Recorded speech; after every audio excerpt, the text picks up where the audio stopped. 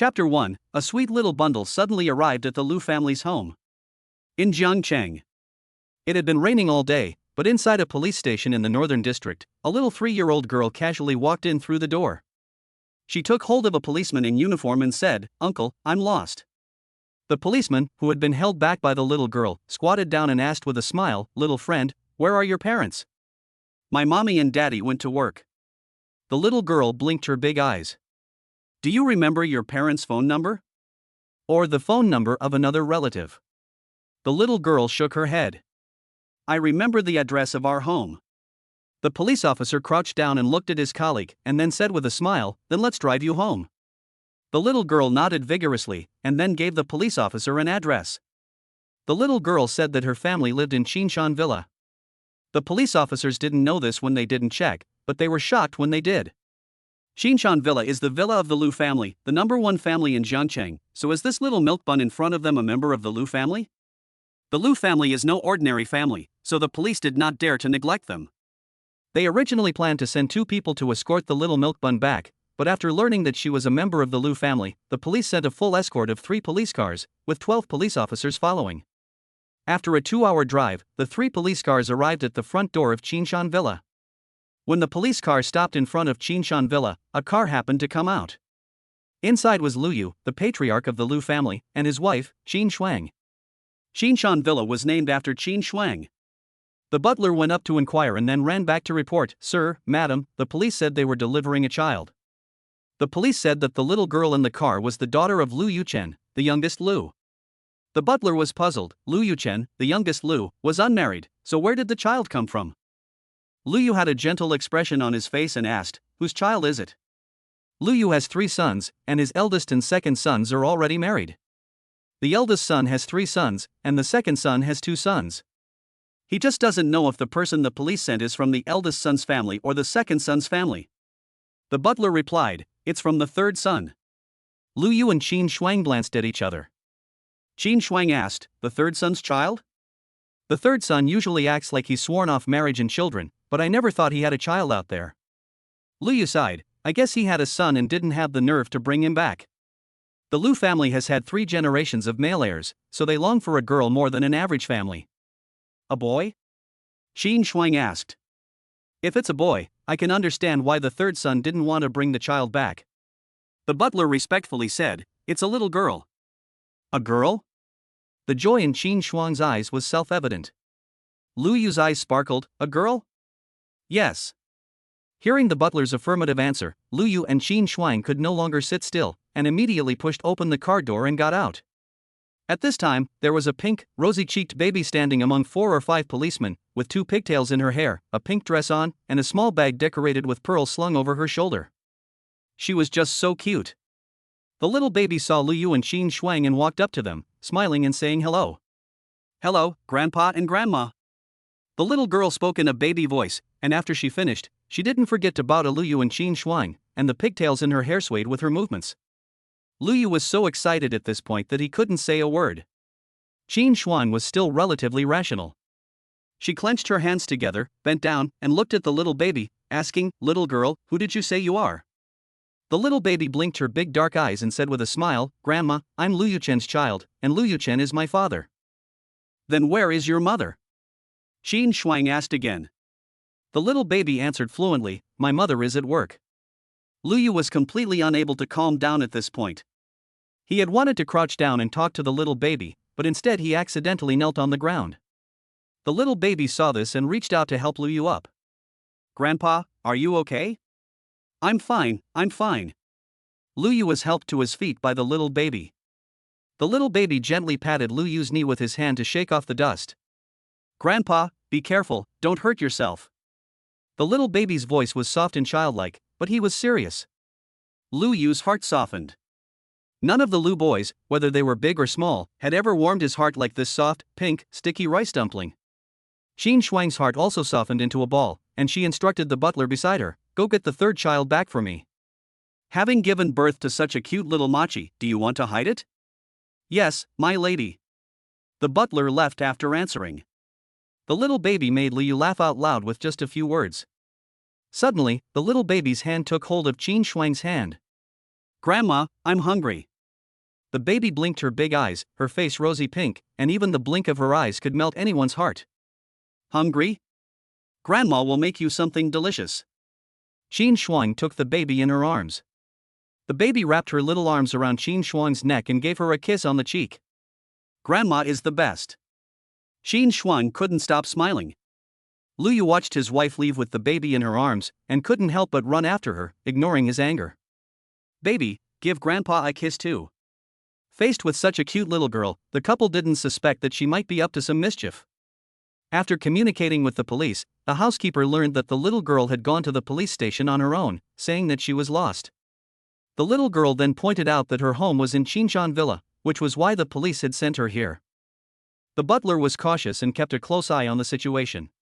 He then instructed someone to take the lollipop that the little girl had eaten half of for DNA comparison. It is better to be cautious when it comes to the descendants of the Lu family. Officer Chen, the little girl is not a Lu family child, but it is still necessary to be cautious as to whether she is San Xiao's child. Can the child stay at Villa Qinshan for now? Don't worry, the Lu family can absolutely guarantee the safety of the child. Officer Chen nodded after hesitating for a moment. After the housekeeper and Officer Chen repeatedly assured them that they would ensure the safety of the little girl, the police car left. At this time, in the villa, the little baby was sitting in a high chair, his legs swinging back and forth, and he was holding chopsticks in his hand, feeding himself, while praising, "Grandma, you're a great cook, this is delicious." Qin Shuang laughed out loud. "Don't worry, eat slowly." Qin Shuang put the food into the baby's bowl in bite-sized pieces. Lu Yu was also busy, cutting an apple for the baby. "Grandma, where's my poop?" the baby suddenly asked. "He'll be right back." Qin Shuang looked at the butler standing nearby. The butler respectfully said, "Young Master San is already on his way back and should arrive in half an hour." The baby took over, "Thank you, Grandpa." The butler was stunned, then he smiled. The young masters of the Lu family have never said thank you to him, and they often make fun of him. In contrast, this young lady is really heartwarming. If she really is the third young master's daughter, that would be really great. The dimples on the young baby's face became more and more obvious when she smiled, and her appearance was very similar to Lu Yuchen when he was a child. Qin Shuang saw a grain of rice hanging from the corner of the young baby's mouth, so she reached out to help the young baby remove it. "Thank you, Grandma." The young baby was sweet-talking. Chapter 2, Stinky Dad. Qin Shuang laughed again. The dead silence of the Lu household was suddenly filled with laughter and joy thanks to the appearance of the little baby. When Lu Yuchen returned, he could hear the laughter from the door. He couldn't help but be taken aback. His parents had always been serious and unemotional, and they had instilled in their children and grandchildren the idea that they should never be too outgoing, especially not speaking loudly or laughing recklessly. But today, the atmosphere in the Lu household was obviously different. "Third young master, you're back." The butler came forward to greet him. Lu Yuchen looked around the villa and asked, "What's going on?" The butler replied, "Third young master, there's a little girl here who claims to be your daughter." As soon as the butler finished speaking, Lu Yuchen's foot on the stairs suddenly stopped. "My daughter? When did he have a daughter and how come he didn't know about it?" The butler saw Lu Yuchen's confusion and recounted what had happened today. "That's what happened. The police are still trying to determine the identity of the little girl, and the Lu family will be notified when they have news," the butler said respectfully. Lu Yuchen continued walking towards the villa, pushed open the door, and a young, tender child's voice came into his ears, "Daddy. It's Daddy's back. Daddy is even more handsome than the photo in Mommy's hands." Hearing this, Lu Yuchen looked up and saw a little pink, glutinous rice ball running towards him, her two pigtails swinging as she ran, her skirt fluttering as she moved. "What a cute little girl." Lu Yuchen's eyes were fixed. "Daddy." The little girl ran up to Lu Yuchen and reached out for a hug. Lu Yuchen hesitated. The little baby thought, "Why won't Daddy hug her? She's not heavy." Qin Shuang came over unsatisfied and rolled her eyes at Lu Yuchen. "This girl says she's your daughter, Lao San. When did you have a child out there?"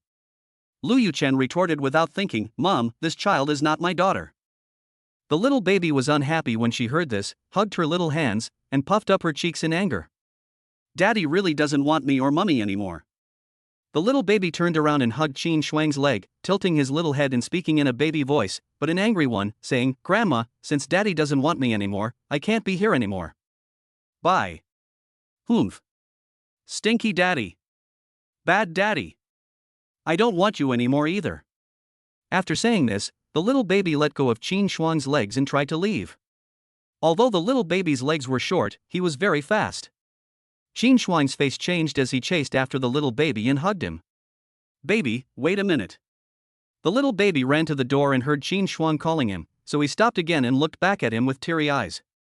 Grandma, I don't want Papa anymore.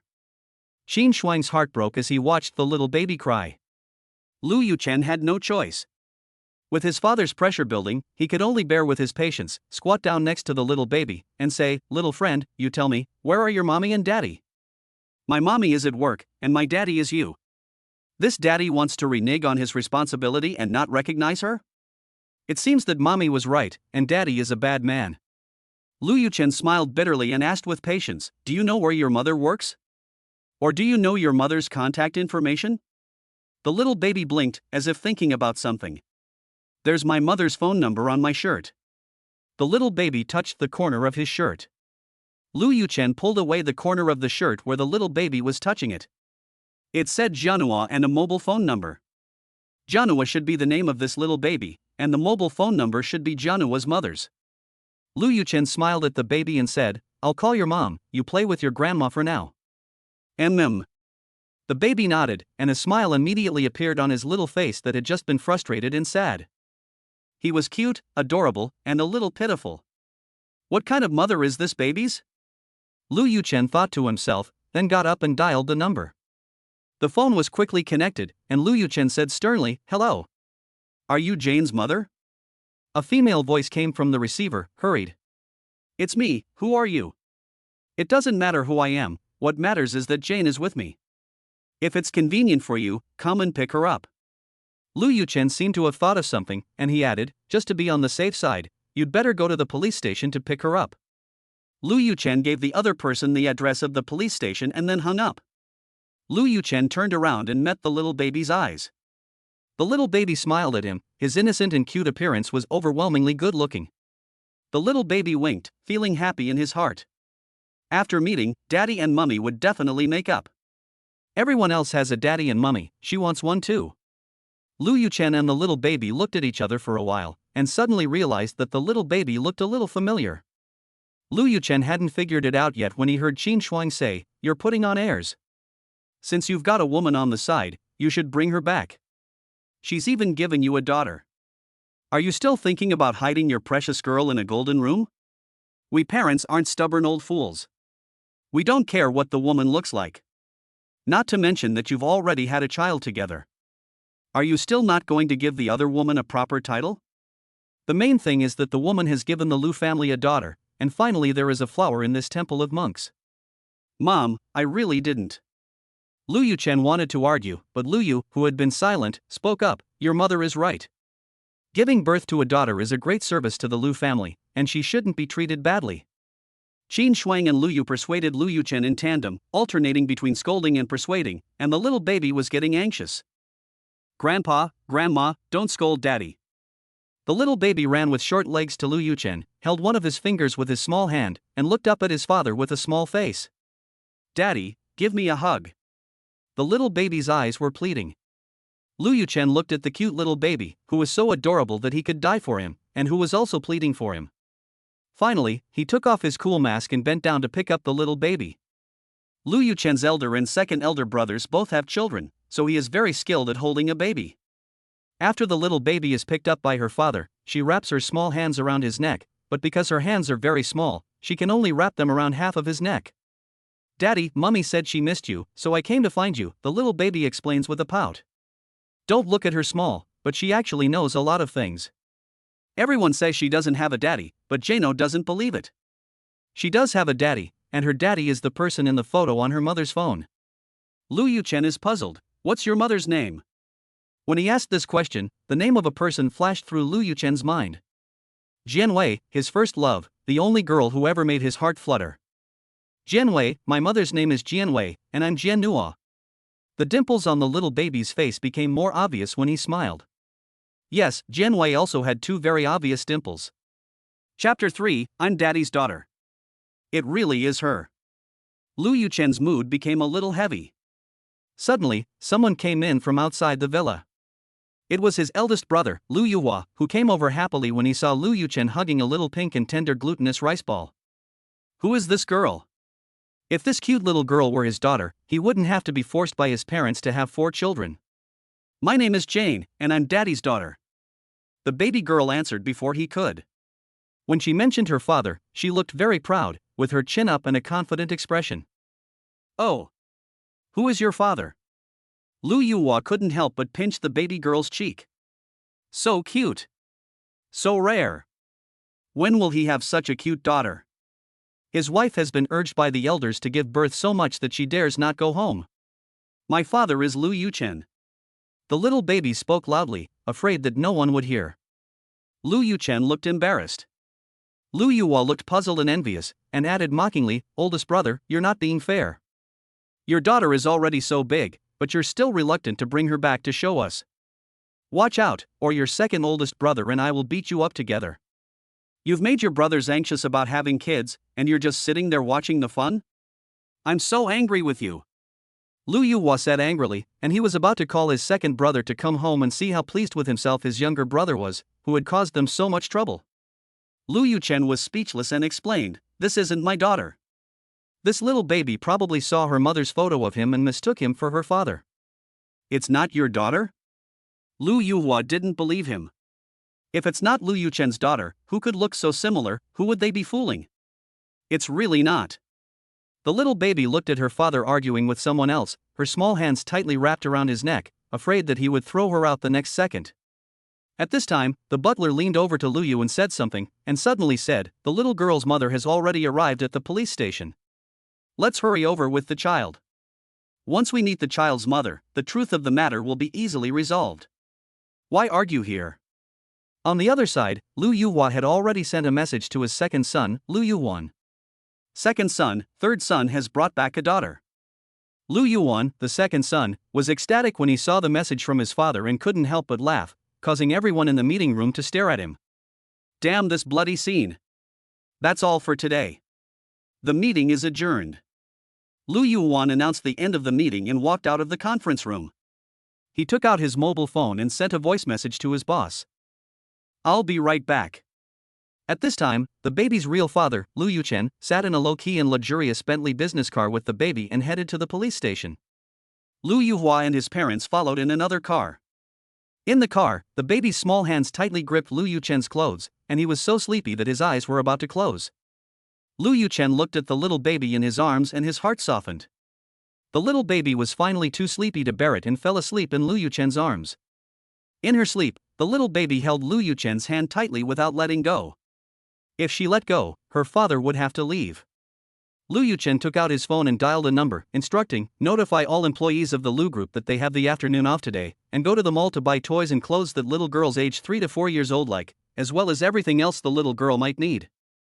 Yes, Mr. Lu. Mr. Lu, did you get a precious daughter?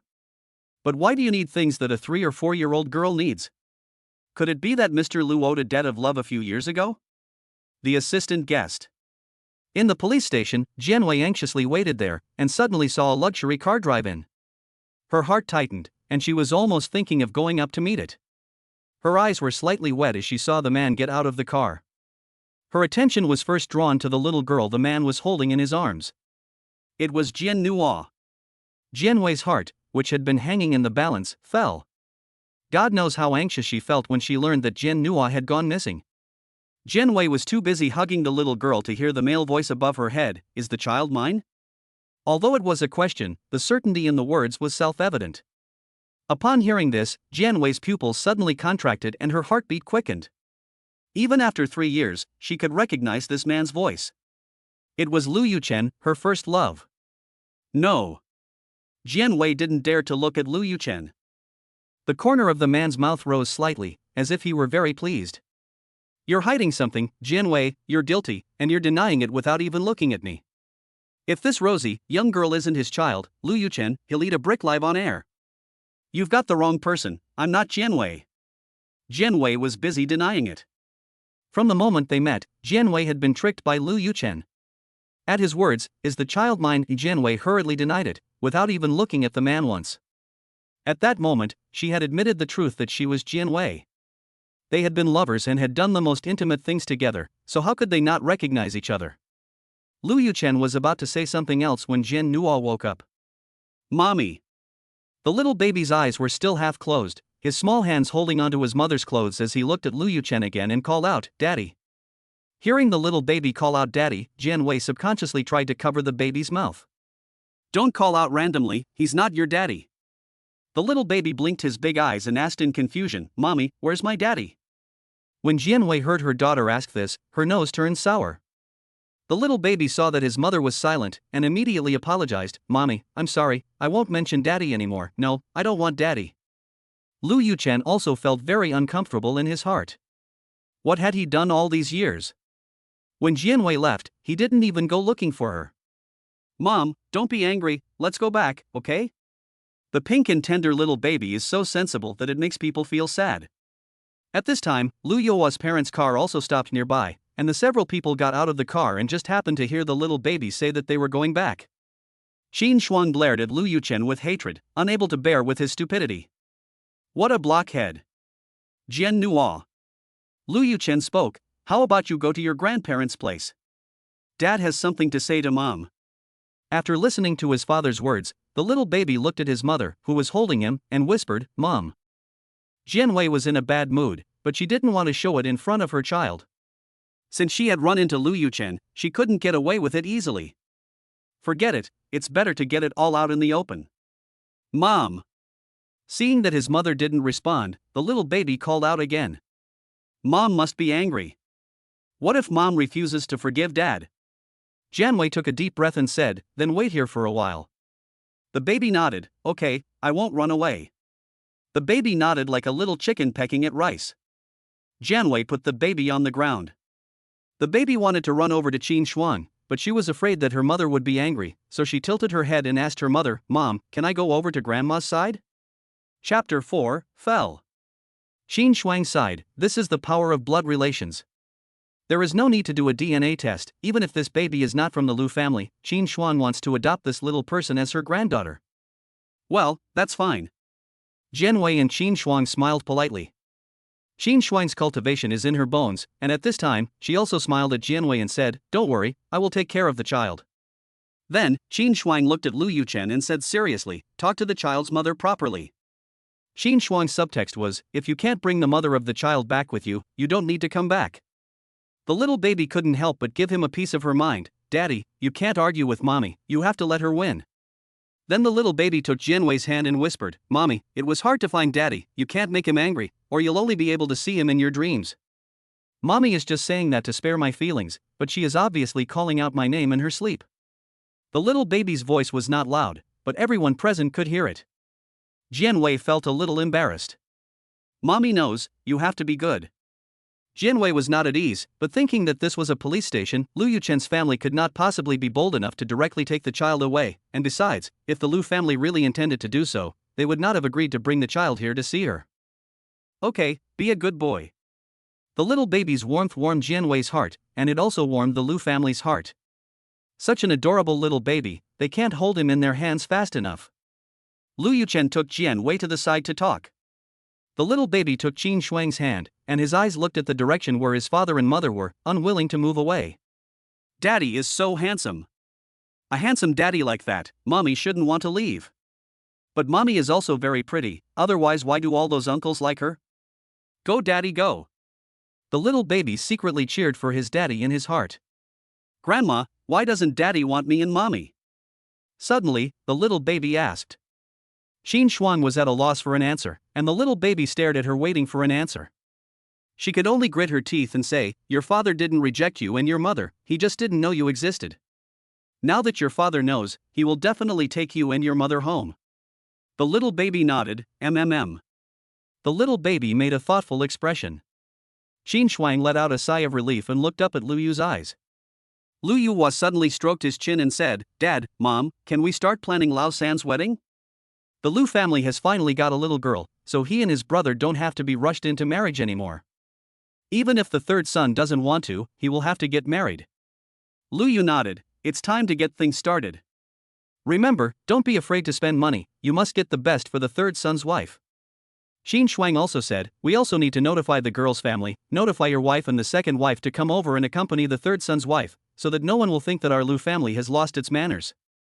Lu Yuhua replied, don't worry, mom and dad, I'll take care of it right away. Then, looking down at the baby, he spoke very softly, my dear, your uncle has to go take care of some business.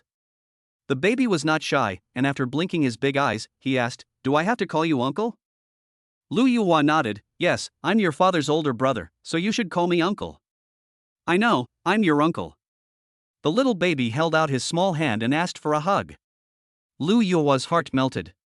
This is so cute. If only he had a daughter. Lu Yuhua has 3 children and has a particularly standard way of holding a baby. However, when holding a boy, he doesn't care about the details, but when holding a little girl, he is very careful, afraid that his stubble will hurt the little baby's face, so he deliberately avoids it. Uncle will buy you some candy later. Lu Yuhua was so excited that it took him a while to get out this sentence. The little milk ball smiled and said, okay, then I'll eat a lot of delicious things. Okay. Suddenly, the little milk ball gave Lu Yuhua a kiss on the cheek. Lu Yuhua froze. Although he was a bit of a germaphobe and even felt disgusted when his son kissed him, he was happy when the little girl kissed him and didn't mind the saliva at all. Uncle, then you be careful on the road. What a sensible little baby. Qin Shuang and Lu Yushuang both wiped away tears. Such a cute little baby, how could the third brother bear to let someone wander outside? When he has time, he must properly scold the third brother for being a brat. Lu Yuhua didn't want to leave, but had to. On the other side, Lu Yuchen went to take Jianwei's hand, but Jianwei avoided it, which made the couple Qin Shuang and Lu Yu, who were watching on the side, sweat with worry. Lu Yu sighed, just hold hands, idiot. Qin Shuang also said, just hug and kiss, idiot. Little Milk Dumpling. She has to help her dad. Little Milk Dumpling ran towards Jianwei and Lu Yuchen with short little legs, and suddenly, Little Milk Dumpling fell with a thud. It hurts. The little milk dumpling couldn't hold back her tears and let out a whoosh sound. Jianwei was the quickest to react, and by the time Lu Yuchen reacted, Jianwei had already run over and hugged Jian Nuo. Where did my baby fall? Jianwei's heart was pounding with anxiety. First aid knowledge says that after someone falls, you shouldn't help them right away, you have to observe whether they have a broken bone or anything like that. But as a mother, where would you find the time to do all that? When you see your child fall, you almost always pick them up right away. It was the same for Jianwei. She picked up Jianhua before checking where the child had hurt himself. Jianhua was crying and pointing to his mouth with his little finger. He had cut his lip. Jianwei's heart ached as her hands trembled. It hurts, mommy. The little ball of fluff was crying and sniffling. At that moment, Lu Yuchen, the baby's real father, was calling for emergency assistance. Qin Shuang brought some mineral water and gargled the baby's mouth out. My dear. I'm so worried. Thank you. At this point, Jianwei calmed down. The baby cooperated with the mouthwash, and after it was finished, Jianwei examined the wound. It was a little scratch on the lower lip, which was not a big problem. Mommy, it hurts. The baby wrapped his arms around Jianwei's neck and his eyes were filled with tears. Just then, the baby's eyes met Lu Yuchen's. She had already stopped crying, but when she saw her father, she suddenly felt aggrieved again, her little mouth flattened, and she was about to cry again. Daddy! Lu Yuchen! A sharp pain shot through his heart. As he watched his little bundle of joy cry, he wanted to cry too. By now, the ambulance had arrived, and the paramedics came down carrying a stretcher, asking, where is the injured person? The accident happened at the police station. This must have been a serious accident. The paramedics were puzzled, but they didn't see any injured person. Instead, they saw Lu Yuchen pointing at the little girl with a worried expression and saying, the injured person is here. The medical staff came up to examine the baby, and Jianwei was also worried about the child. When she saw that a medical staff member was coming over, she didn't stop him. Where does it hurt, little friend? The medical staff were very gentle. The little pink ball of a baby pointed to his chapped lips and said in a baby voice, still with a hint of a sob, here. Chapter 5, Daddy Spoils His Daughter. The medical staff saw that the little baby had a little bit of skin on his lips, and it was no longer bleeding, and their faces instantly turned dark. Are they taking their job as medical staff seriously? You called 120 for a little cut. Do you know that we might miss other emergencies because of this call? You're messing around. The medical staff was very angry. Uncle, I'm sorry. The little baby apologized with his head down. Mommy said that you have to apologize when you do something wrong. Lu Yuchen wanted to argue with the other party. It was also because the Lu family was well off that they did not have a deep understanding of wasting social resources. However, Jianwei stopped him. Today, they were indeed in the wrong. Jianwei apologized to the others and then said that they would pay for the cost of the ambulance today. Qin Shuang and Lu Yuchen also negotiated with the medical staff. When the ambulance left, Jianwei let out a sigh of relief. She looked at Lu Yuchen angrily and was a bit speechless. From their previous relationship, Lu Yuchen has always been so self-opinionated, always thinking that everyone in the world should revolve around him. After all these years, he is still the same. Little Milk Dumpling seemed to sense the tension in the air. She took her mother's hand and whispered reassuringly, "Mommy, don't be angry. Daddy was just worried that I would get hurt." Little Milk Dumpling looked at Lu Yuchen and gave him a quick wink. Daddy is apologizing. Lu Yuchen didn't understand what Little Milk Ball was trying to say at all, and just stood there without saying a word. Even Qin Shuang and Lu Yu were worried about their son. Although it is said that a man's knees are golden, in front of his daughter-in-law, his knees are worthless. This big guy who is 1.8 meters tall is not as smart as a little 1 meter tall Little Milk Ball. Daddy, don't you agree? Little Milk Ball really couldn't stand it anymore and was about to give her father a push. Yes, Dad is worried about you too. Lu Yuchen is not too stupid, and finally understands his daughter's thoughts at this time. Jianwei, I'm sorry, I've never raised a child before, so... You don't need to apologize to me. Jianwei felt bitter. It was hard to raise a child alone. For 3 years, she had spent almost all her time on Jiannu, giving up her career and other good men. Originally, Jianwei thought she could stay strong forever, but when she saw Lu Yuchen's expression, she realized how fragile she was. She even felt that Lu Yuchen owed them, the mother and daughter. Qin Shuang and Lu Yu did not interrupt at this time. No matter what they said at this time, it seemed inappropriate. In fact, they should not have come here at all. The couple felt embarrassed. Xiaoni Anguzi saw a way out. She took Mao Mao's hand in one hand and Bao Bao's in the other. Mao Mao, I'm hungry. Jianwei crouched down to pick up the Little Milk Dumpling, but the Little Milk Dumpling didn't want to let go of Baba's hand. She held onto Baba's hand, looked at Mama, and said, "Mama, can we bring Baba with us? I want to bring Baba with us." She also wanted to show off her father so that the children would know that she also had a father. Jianwei glanced at Lu Yuchen, but in the end, she didn't say a word. Lu Yuchen took the opportunity to speak, "Just grant the child this small wish. Don't worry, I won't force you to do anything." At this time, Qin Shuang and Lu Yu sensibly left, not disturbing the two at all. "Mommy, just say yes, okay?" The Little Milk Ball cooed. "Daddy, please beg Mommy for me." In the end, Jianwei could not resist Jin Nua's cooing, and she nodded.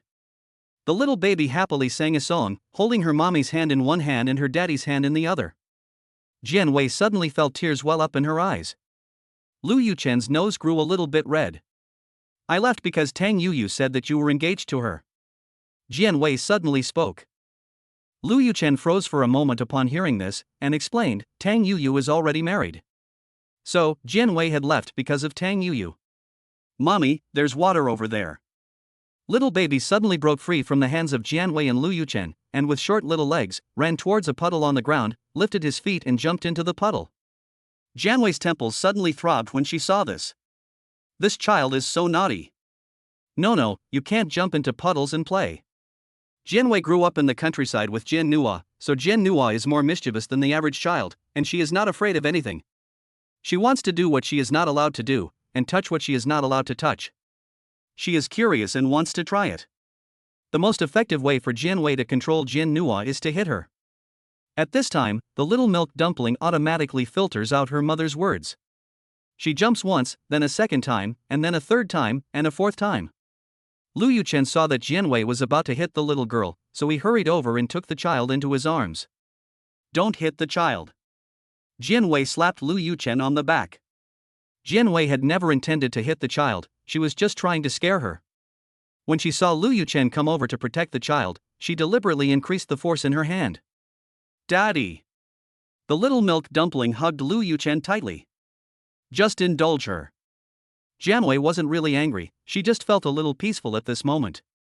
She is my daughter, I will not indulge anyone else. Even if Jianwei didn't admit it, Lu Yuchen knew that this child was his.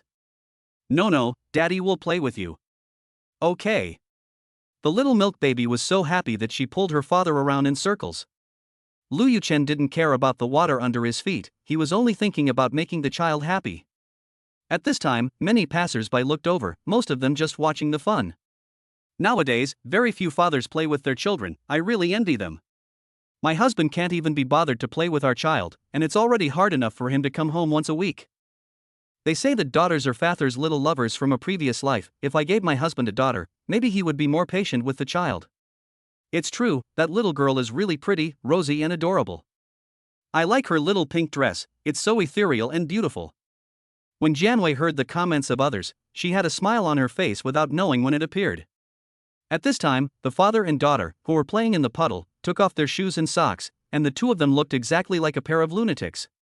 Jianwei really wanted to pretend not to know these two people. Mommy. The little baby suddenly ran over and pulled Jianwei. Mommy, Daddy said he would take me to eat prawns and buy me lots of things, and he would also buy me a cake. The little baby counted on his fingers, but in the end, he didn't know where to stop, so he simply laughed to break the awkwardness.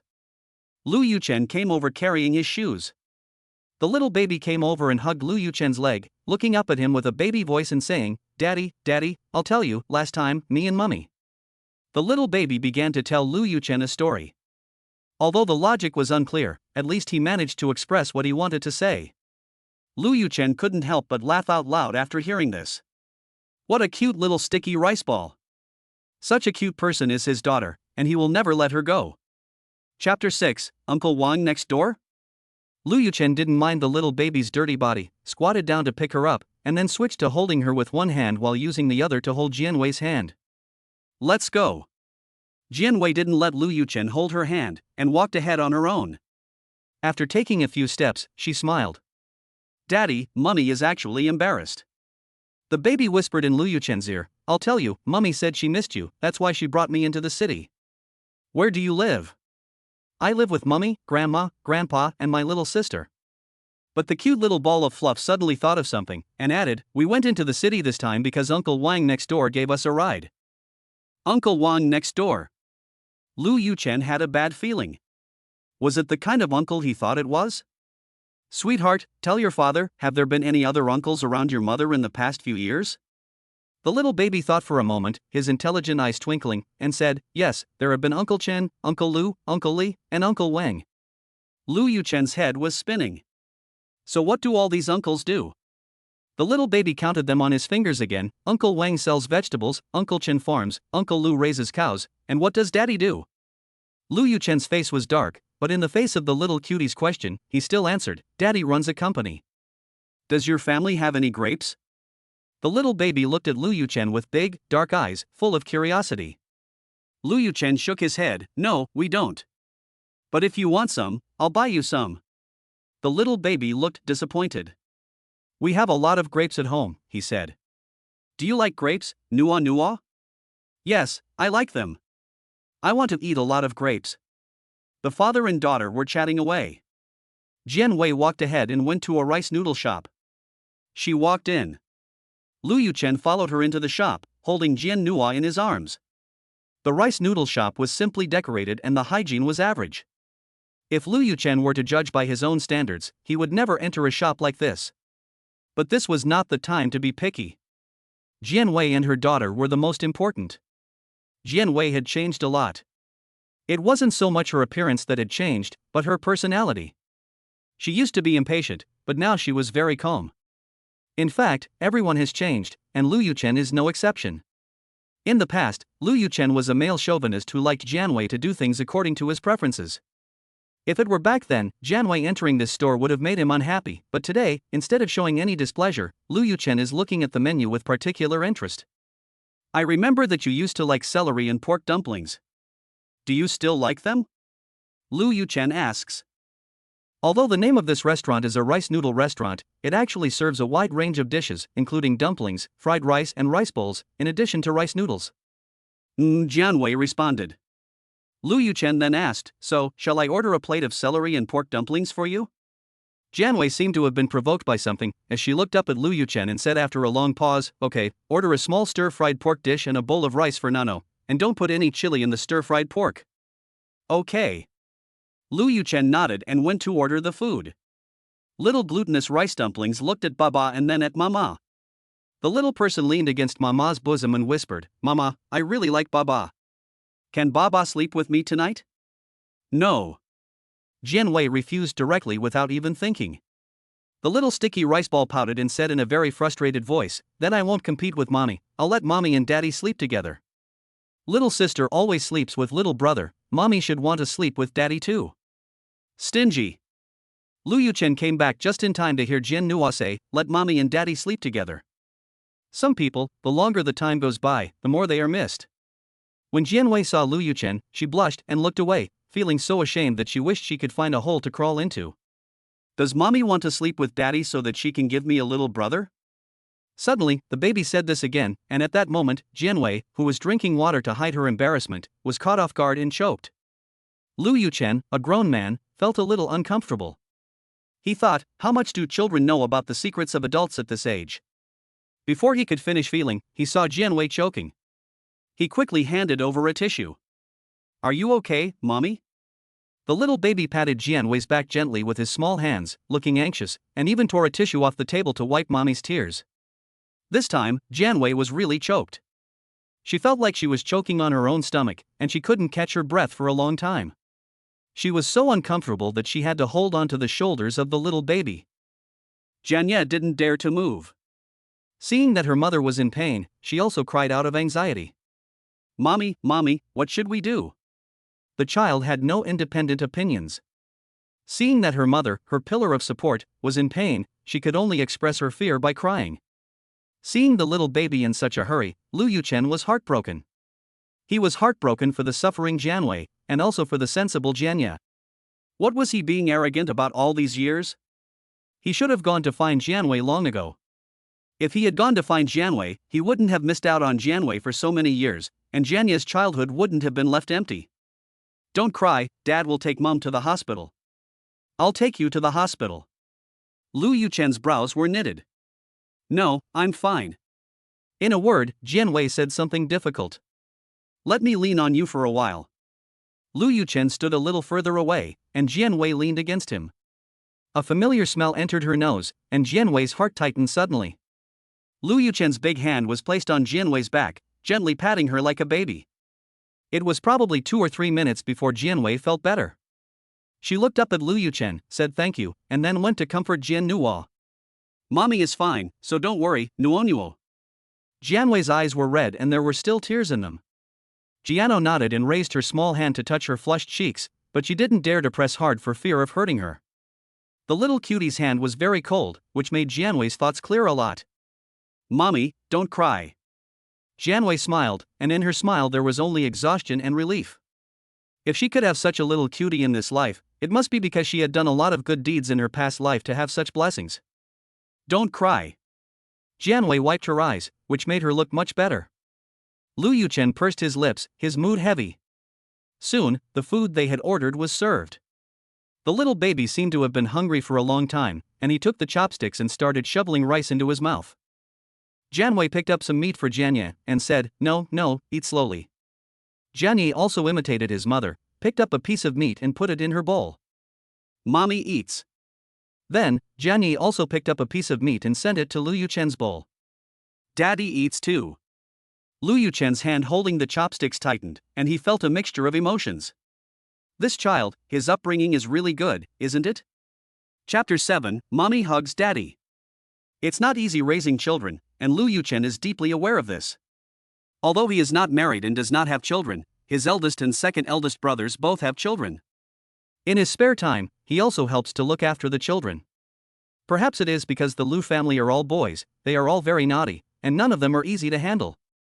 Not to mention asking a few nephews to help him with the meat, just not putting chili in his bowl would be good enough for him.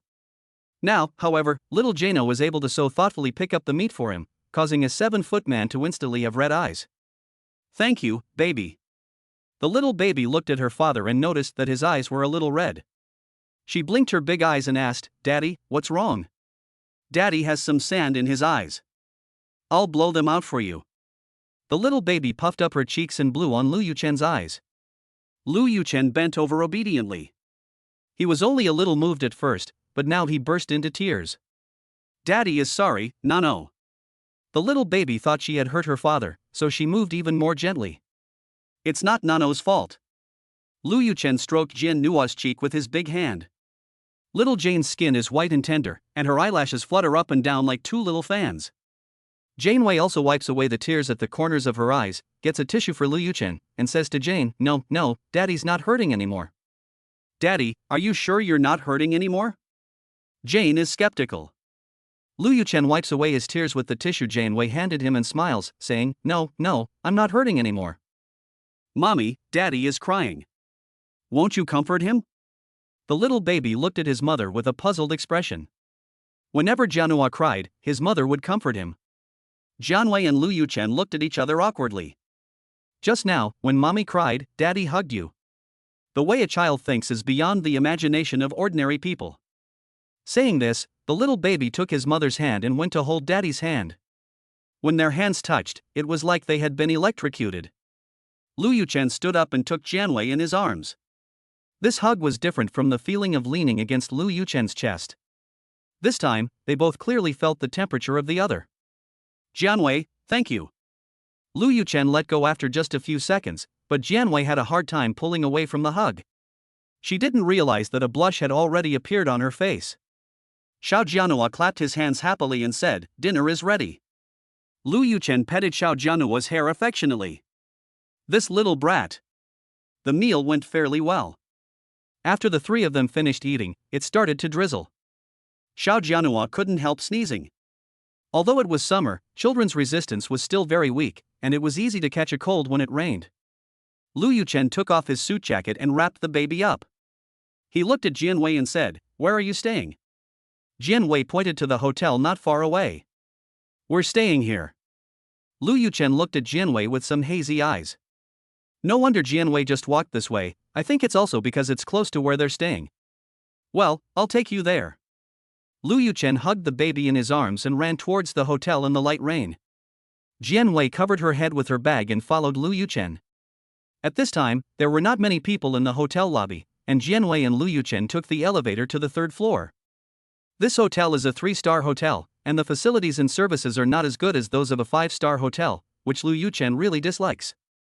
"You, a young master, don't want to stay in a place like this, and I still have to bathe Nano, so it's inconvenient to see you out." As soon as they arrived at the hotel, Jianwei gave the order to evict the guests. The baby boy held onto Lu Yuchen's clothes, reluctant to let go. "Daddy, don't go." The baby boy's voice was very small, but Jianwei could still hear it. No, come to Mommy." Jianwei went over and took Jianhua away. For some reason, the baby boy suddenly started crying. I want Daddy. The baby's cries pierced Jianwei's heart, and at the same time, they made Lu Yuchen feel very uncomfortable. "Otherwise, I'll stay tonight."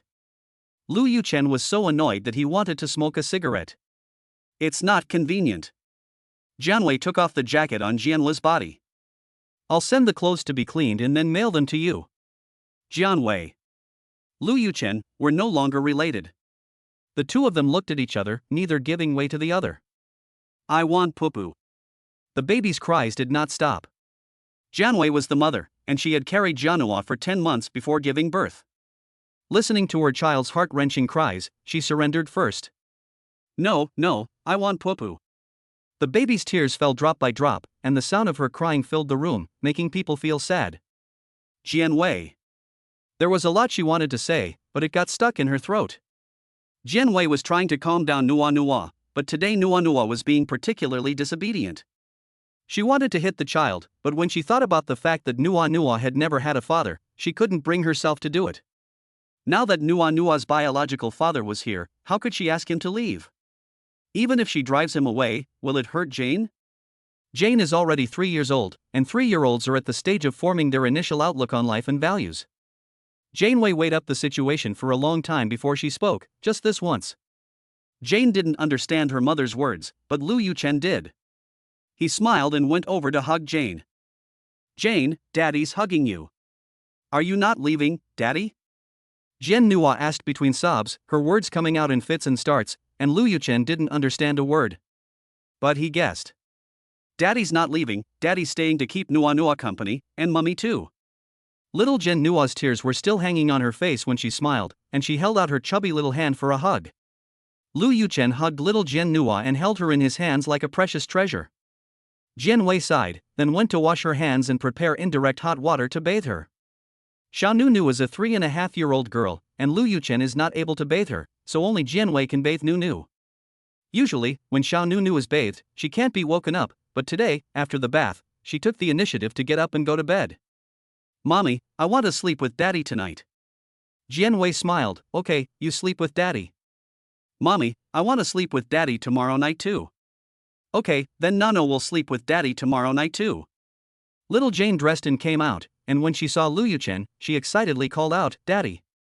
Lu Yuchen had suddenly left work early today, and his assistant had called him countless times. At that moment, Lu Yuchen was talking to his assistant on the phone, explaining things, when a child's voice suddenly came from nowhere, calling out Daddy. Daddy, give me a hug. The little baby came over and hugged Lu Yuchen's thigh, tilting his little head and blinking his big, cute eyes. Daddy, who are you talking to on the phone? Daddy, will you blow dry little Nua Nua's hair for her? Daddy, can you tie my hair?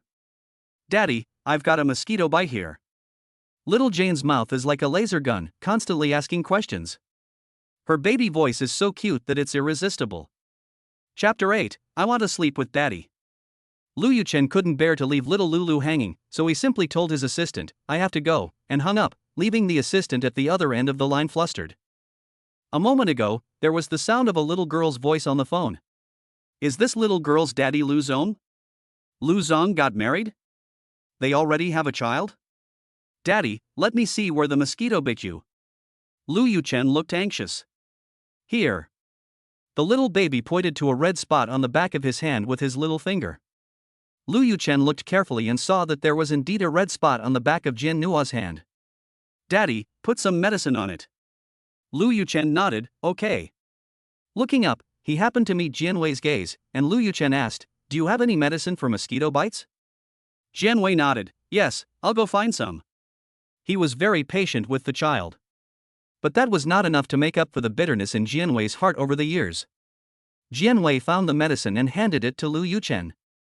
Lu Yuchen opened the bottle and put a lot on the red spots on Xiao Nuonyua's back, and Jian Wei couldn't help rolling her eyes. You put too much on, just a little is fine. Jian Wei squatted down to apply the medicine to Xiao Nuonyuo. Her every move was so gentle that Lu Yuchen's heart ached.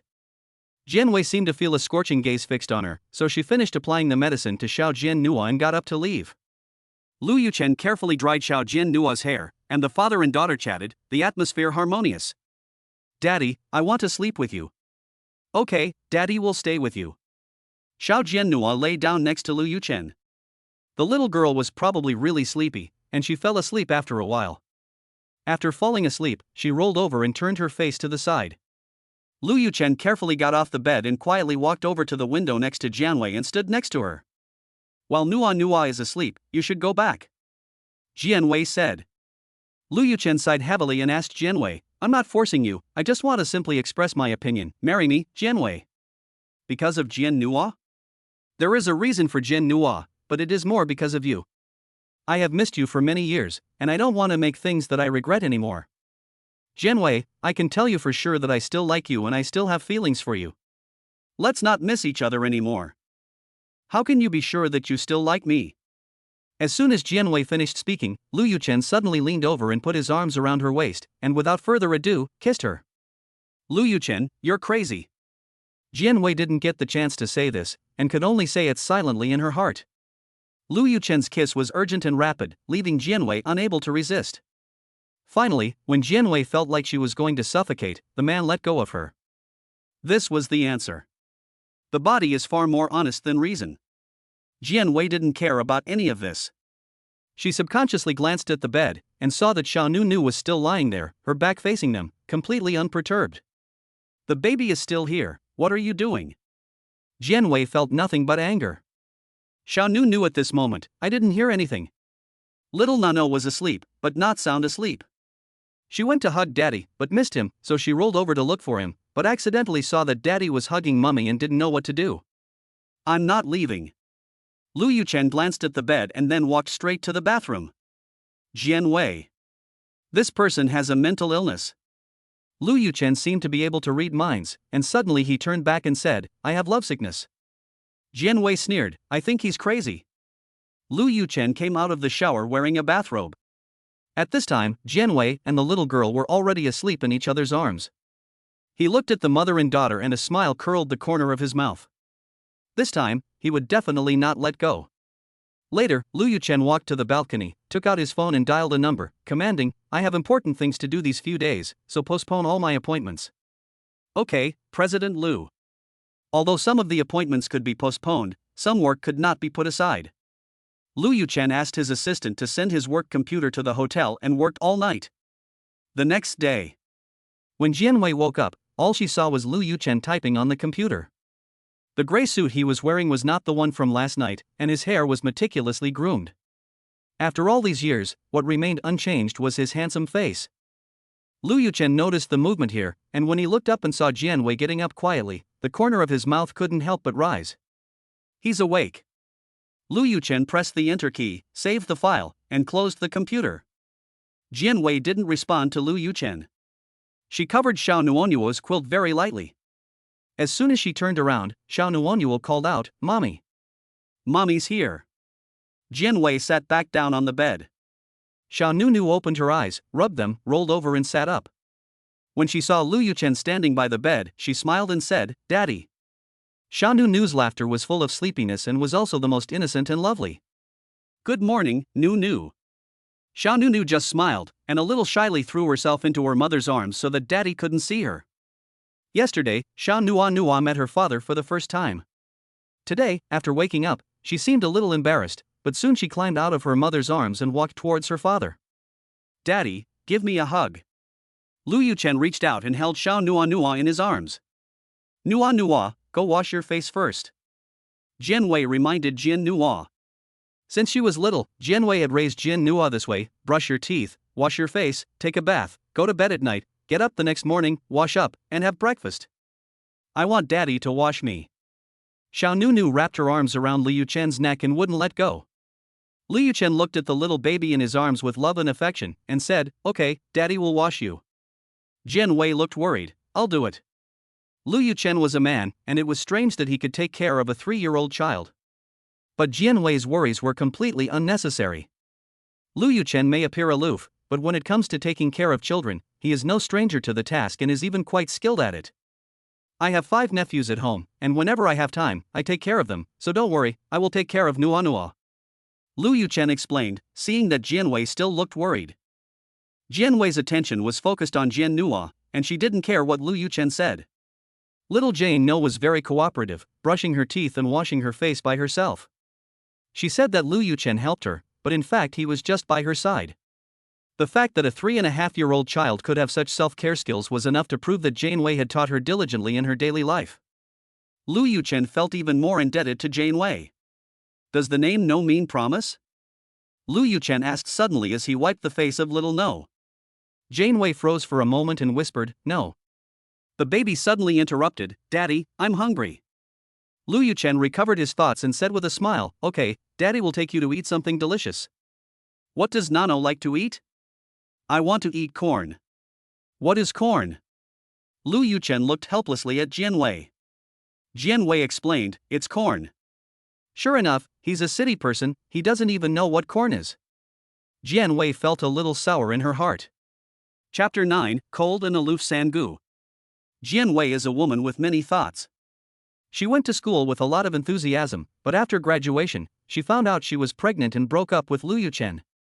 She could only give birth to and raise her child alone. In order to prevent her child from becoming a left-behind child in the countryside, she had to stay in her hometown to raise her child while writing novels to earn money. Because her energy was limited, the novels she wrote over the years did not become popular and were barely enough to get by. Now that Xiao Nu is 3.5 years old, she will be able to go to kindergarten when school starts in September, so Jianwei plans to take Jin Nu to the city to live. Unexpectedly, the clever Nu Nu knows that her father is in Jiangcheng and even knows where he lives. Jianwei guessed that Nu Nu must have read about it in her diary. Nu Nu has been clever since she was little.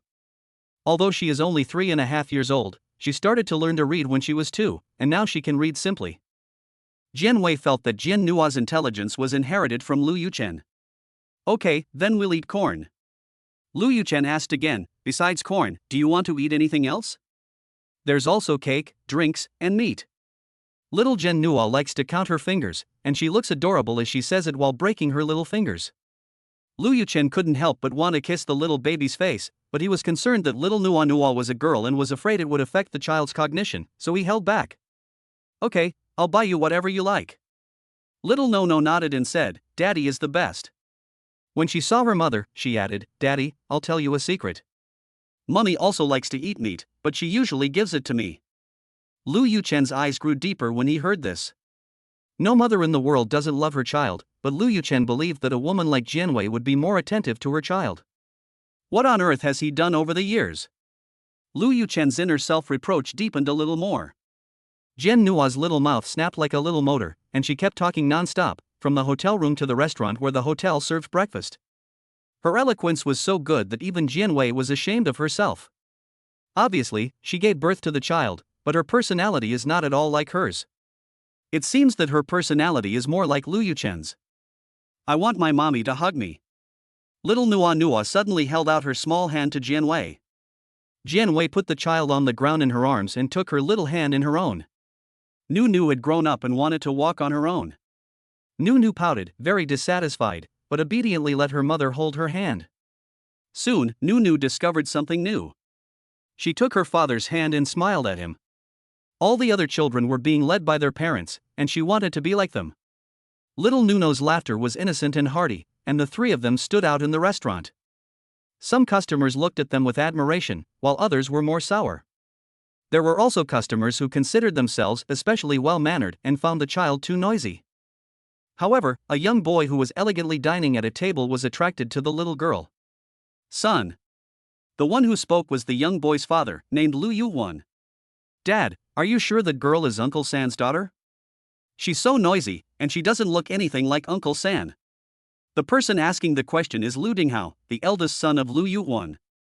This person has the most withdrawn personality, but is also the most cautious.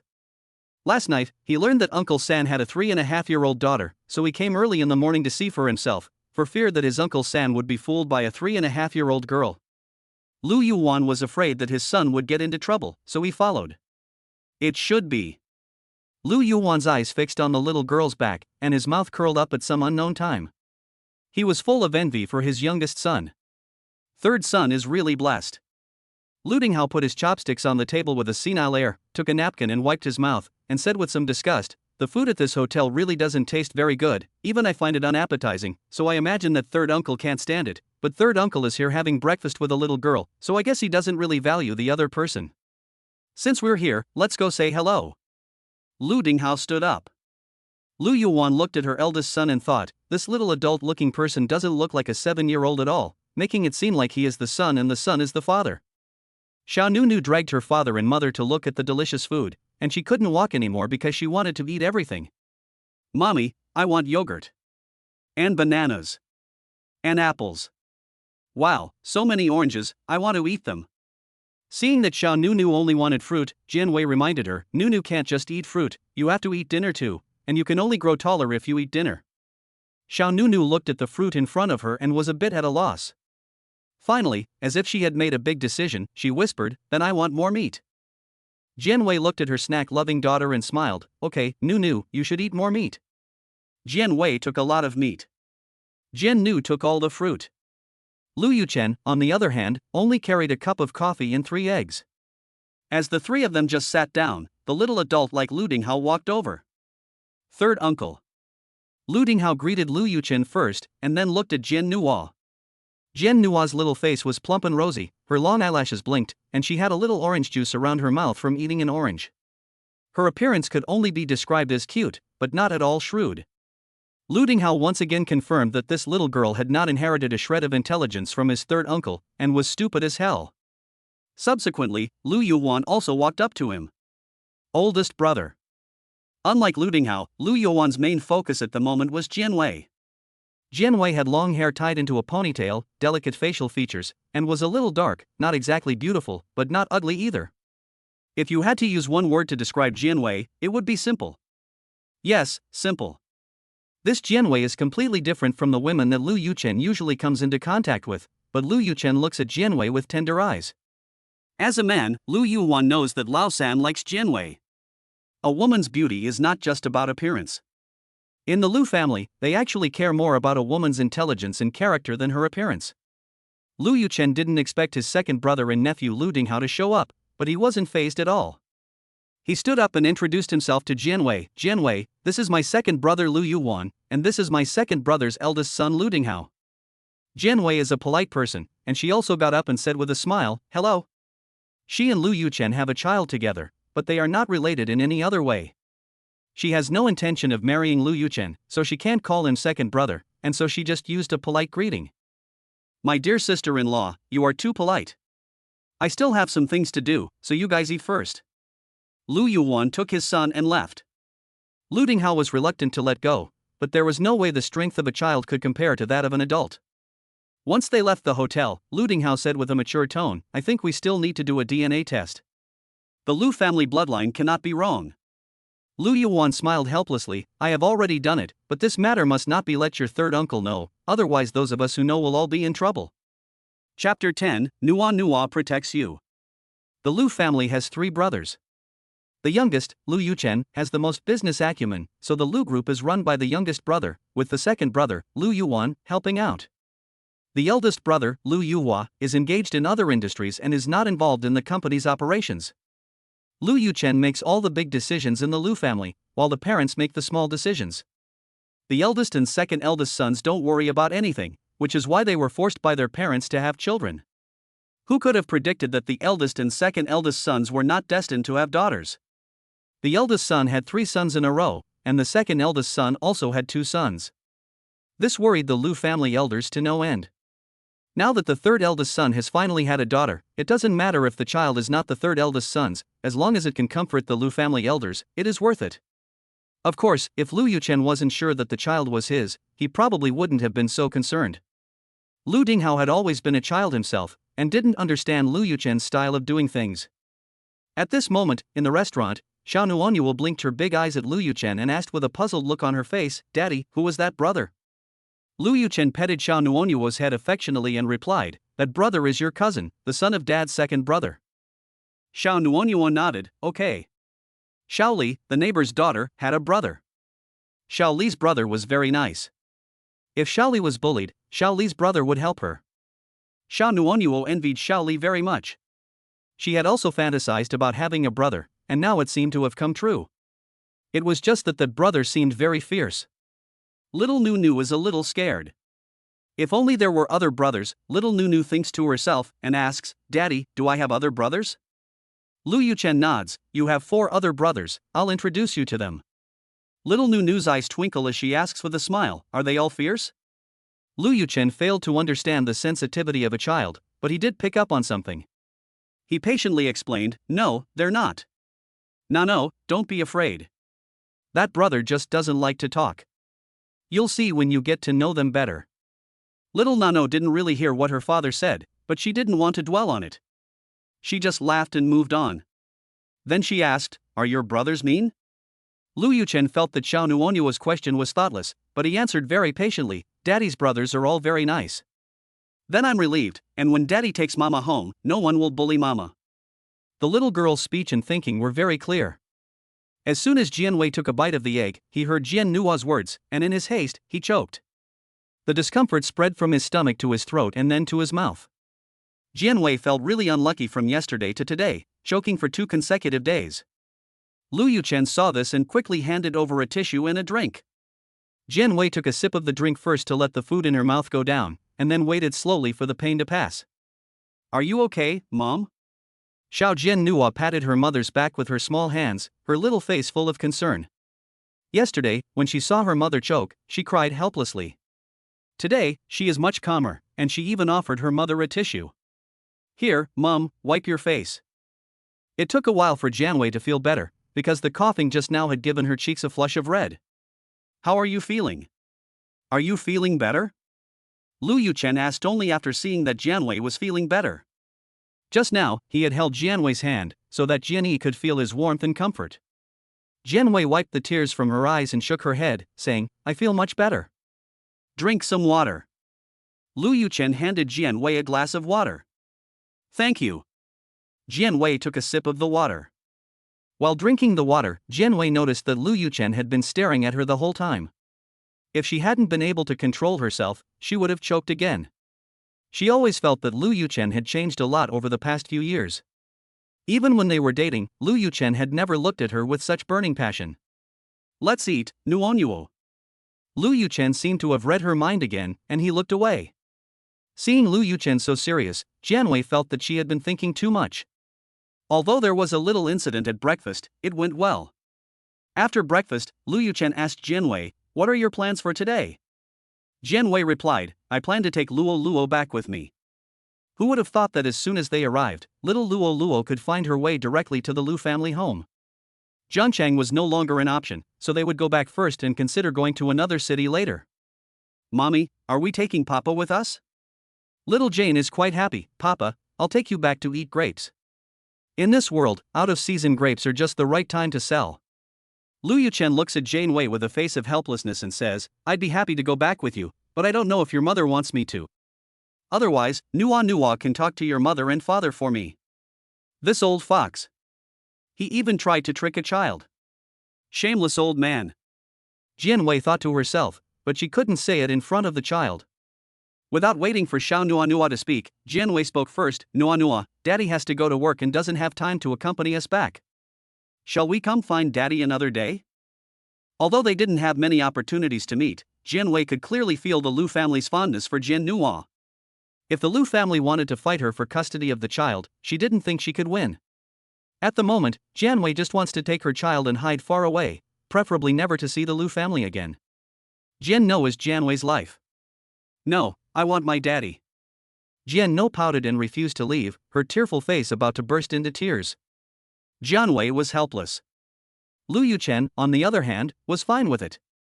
He bent down to pick up Jian No and asked with a smile, do you want to go to the playground? Without even thinking, Jian Nuwa nodded furiously, yes. Then she gave her father a kiss. Little Jian Nuwa gave a kiss and kissed Lu Yuchen's face. This feeling of being kissed by his daughter made Lu Yuchen feel inflated, and this sense of accomplishment was even stronger than when he signed a contract worth tens of millions of dollars. Daddy, can we also bring Mama along to play? Okay. As long as his daughter liked it, he agreed to any conditions. Seeing that Jianwei was so excited about taking care of the baby, Jianwei's heart softened. However, she didn't want to get entangled with Lu Yuchen. Jianwei was still struggling with this when suddenly there was a loud rumble of thunder overhead. Jianwei was scared and instinctively went to protect Jianhua, who was being held by Lu Yuchen, so she hugged Lu Yuchen instead. Lu Yuchen was quick to act as well. When he saw Jianwei come over, he wrapped his big hands around her and protected both her and Jianhua in his arms. Don't be afraid. Lu Yuchen said this to Jianwei. Jianwei was afraid of thunder, and Lu Yuchen knew this. Jianhua, however, patted Jianwei on the back and then patted Lu Yuchen on the chest, whispering, Daddy and Mummy are not afraid, and I will protect you. Chapter 11, Going Home. Lu Yuchen's heart softened into a ball. Jianwei's heart also felt a stab of pain. At that moment, a car stopped next to them, and a man in a suit got out of the car. This man was Lu Yuchen's assistant, Qin Nian. President Lu. Qin Nian walked over to Lu Yuchen and spoke respectfully. Lu Yuchen tightened his grip on Jian Nua's hand and said sternly, HM. Lu Yuchen nodded at his assistant and then handed Jian Nua over to Jianwei, saying, wait for me a moment. Jianwei hugged Jian Nua and did not respond. Lu Yuchen and Qin Nian walked to the side before asking, what's wrong? Qin Nian replied, Mr. Lu, someone is following you. Upon hearing this, Lu Yuchen's eyes became fierce. He glanced back at Jianwei and Jian Nua. Jian Nua smiled at him, so he could not keep a stern face and also revealed a smile. When he looked back again, his face instantly turned cold. Have you found out who it is? Not sure yet. continue investigating, and also deploy my personal bodyguards to protect Jianwei and her daughter. They must not be harmed in the slightest. Lu Yuchen is decisive and ruthless in the business world. The family in a high position will make people envy and jealous, and there are also people who hate them. In the past, Lu Yuchen had no shortcomings or weaknesses. Now, suddenly there is a woman and a girl by his side. It is possible that someone wants to threaten Lu Yuchen by starting with these two. After giving his orders, Lu Yuchen felt that it was not the most appropriate solution to let the bodyguards protect Jianwei and her daughter. The security system of the Lu family villa in Qinshan was world-class, and if Jianwei and her daughter were allowed to live there, their safety could definitely be guaranteed. After finishing with his assistant, Lu Yuchen returned to the mother and daughter. "You have things to do today, so I would like to take my leave." However, Lu Yuchen said, "Jianwei, I want to show you something." Immediately, Lu Yuchen handed Jianwei an envelope. The envelope was thick and it looked like there was something heavy inside. Jianwei immediately thought that the envelope contained money. "It's a photo. We're being followed." Lu Yuchen's expression was serious. Jianwei frowned in puzzlement. They were just ordinary people, so why would anyone want to follow them?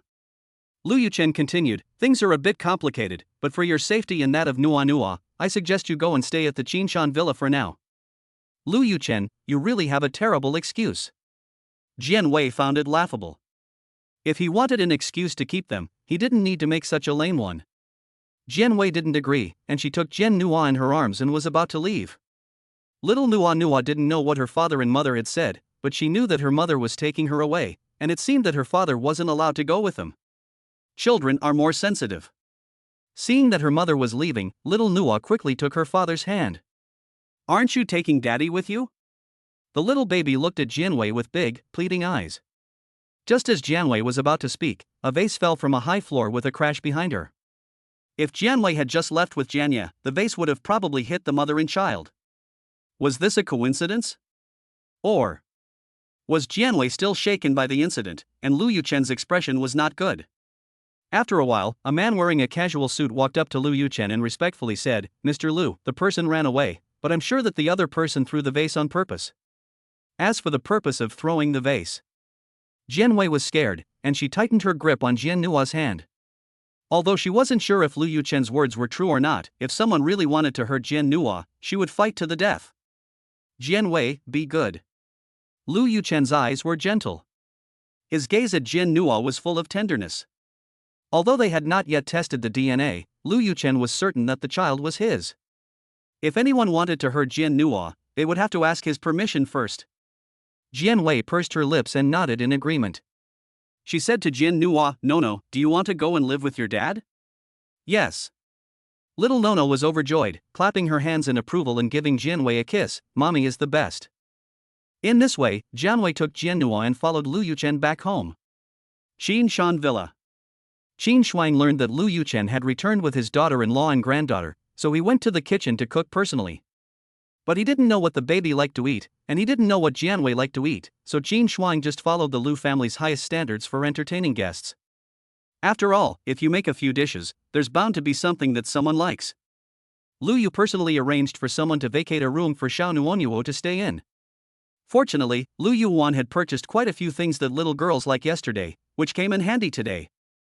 As for the baby's mother, Jianwei, that was even simpler. She could just stay with the third child.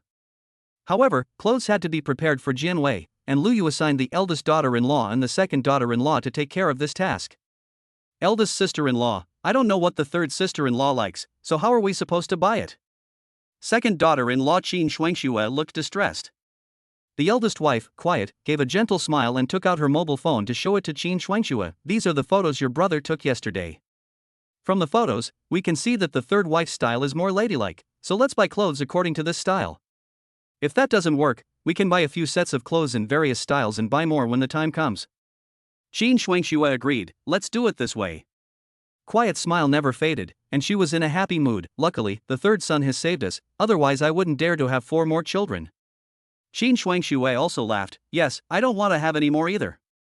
Everything about marrying into the Lu family was good, except that the Lus liked girls, and the eldest and second eldest sons had even had 5 boys in a row. At this moment, the eldest and second eldest brothers were also sighing. The third eldest brother was great, he moved quickly, and now I can finally breathe a sigh of relief. Lu Yuhua leaned back in his seat and let out a heavy breath. Lu Yuan, the second son, was also in a good mood. He took a sip of tea and added, "We must not be careless about the marriage of the third son.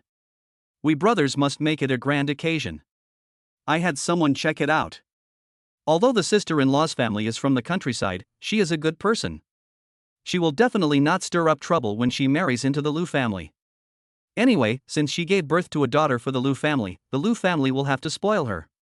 Yes, that's right. It's good for a woman to have a little temper, and it would be even better if she could be affectionate towards the third son. Men and women think differently, care about different things, and consider different points, but this does not affect the harmony within the Lu family. When Lu Yuchen arrived at the Qinshan villa with Jianwei and Jianye, the butler was waiting there with the family servants in two lines. Qin Shuang and Lu Yu were there, as well as the eldest and second eldest brothers and 5 other brothers. The family greeted Jianwei and Jianye in an orderly manner. "Hello, third mistress." The butler and servants respectfully greeted Jianwei as soon as she got out of the car. "Hello, young lady." "Hello, young master." Seeing others bow to her, Sha Nunu also bowed, saying in a baby voice, "Hello, grandpa, uncles, and aunts." Chapter 12, The Brothers. Everyone was shocked.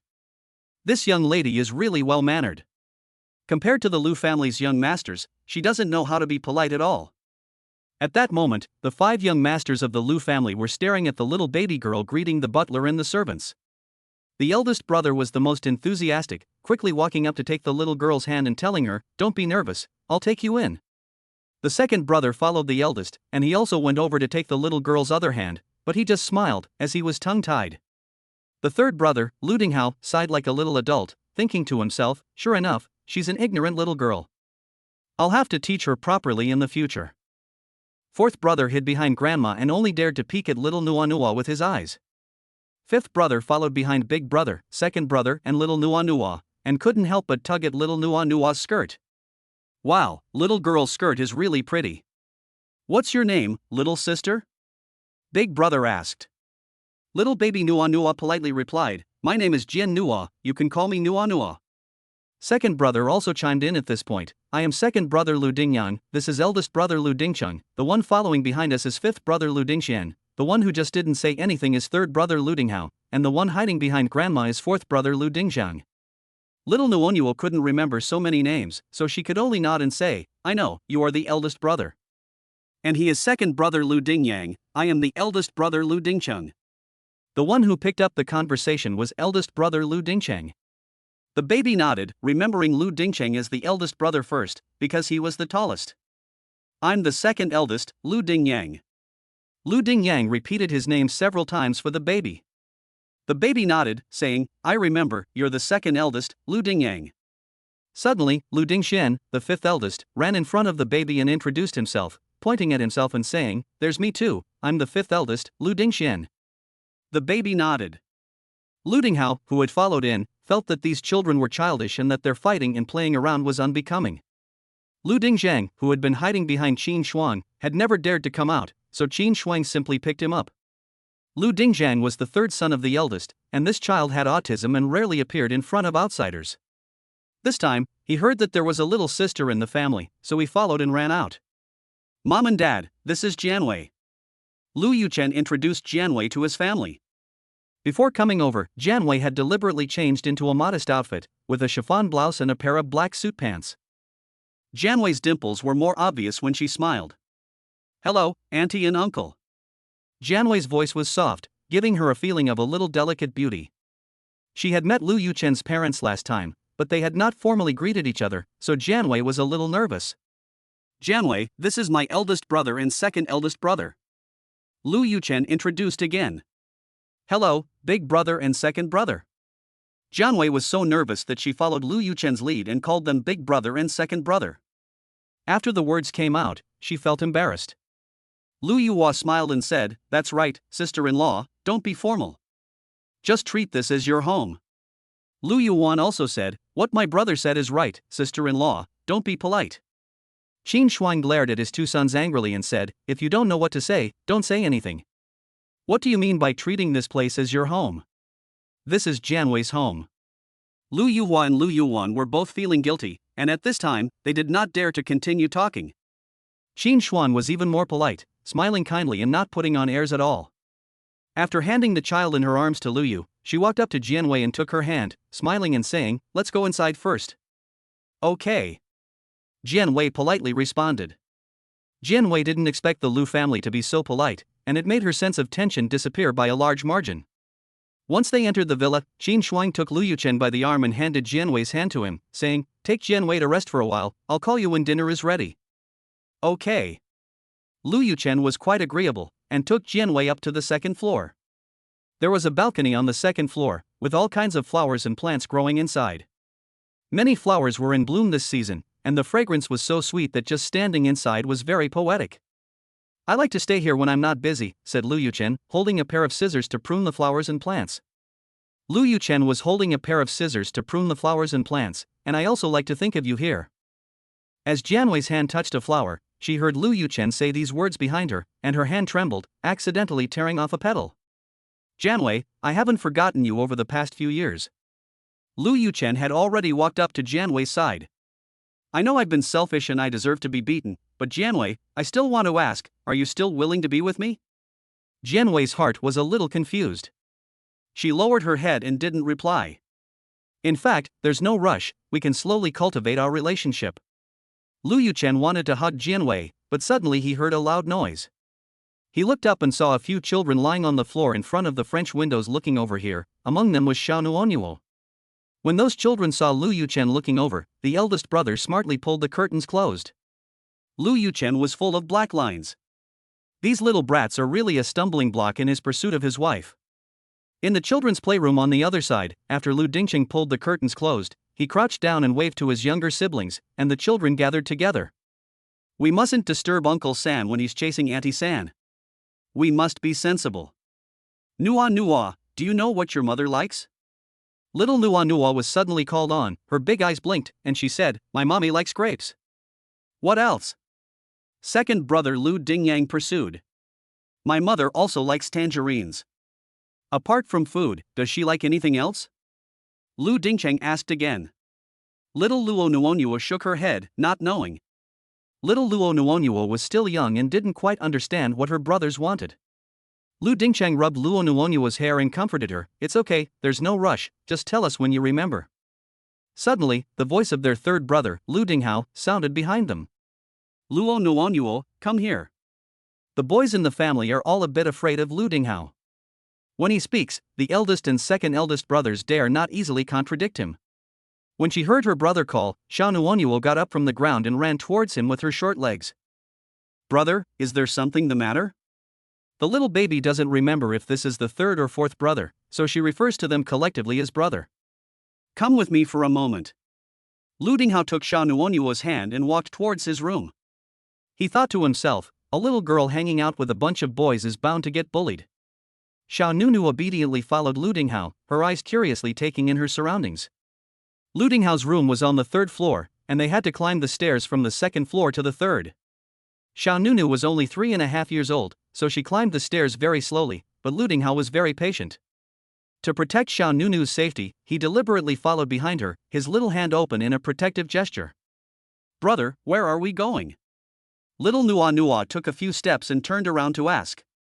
Lu Dinghao replied with a senile air, "I have a present for you." "What present?" Little Nua Nua could already imagine a lot of delicious food in her mind. "You'll know when we get there." "If I tell you now, what's the surprise?" "Ah!" Suddenly, little Nua Nua slipped. Chapter 13, The Chatterbox. When Xiaonua slipped, Lu Dinghao immediately reached out to help her, but she turned around and made a face at him. "Ha ha ha." The more Xiaonua laughed, the more unpleasant Lu Dinghao's face became. "Brother, hold hands." Xiaonua seemed to realize that her brother was angry, and quickly reached out to hold Lu Dinghao's hand. It's true that the little baby slipped a little just now, but she managed to steady herself and didn't fall.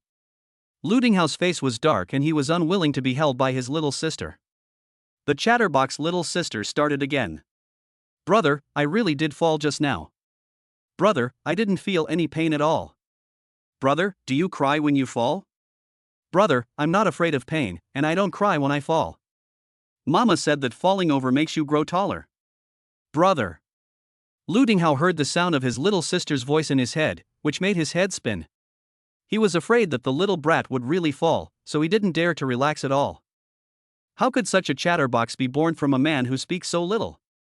Come back, this way. Seeing that Xiao Nunu was running in the other direction, Lu Dinghao pointed her in another direction. Xiao Nunu laughed, and then turned back to ask to hold hands again. Lu Dinghao was very helpless, but he took Xiao Nua's hand anyway. Lu Dinghao pushed open a room and led Xiao Nua inside. Wait here for a moment, I'll go get you a present. Okay.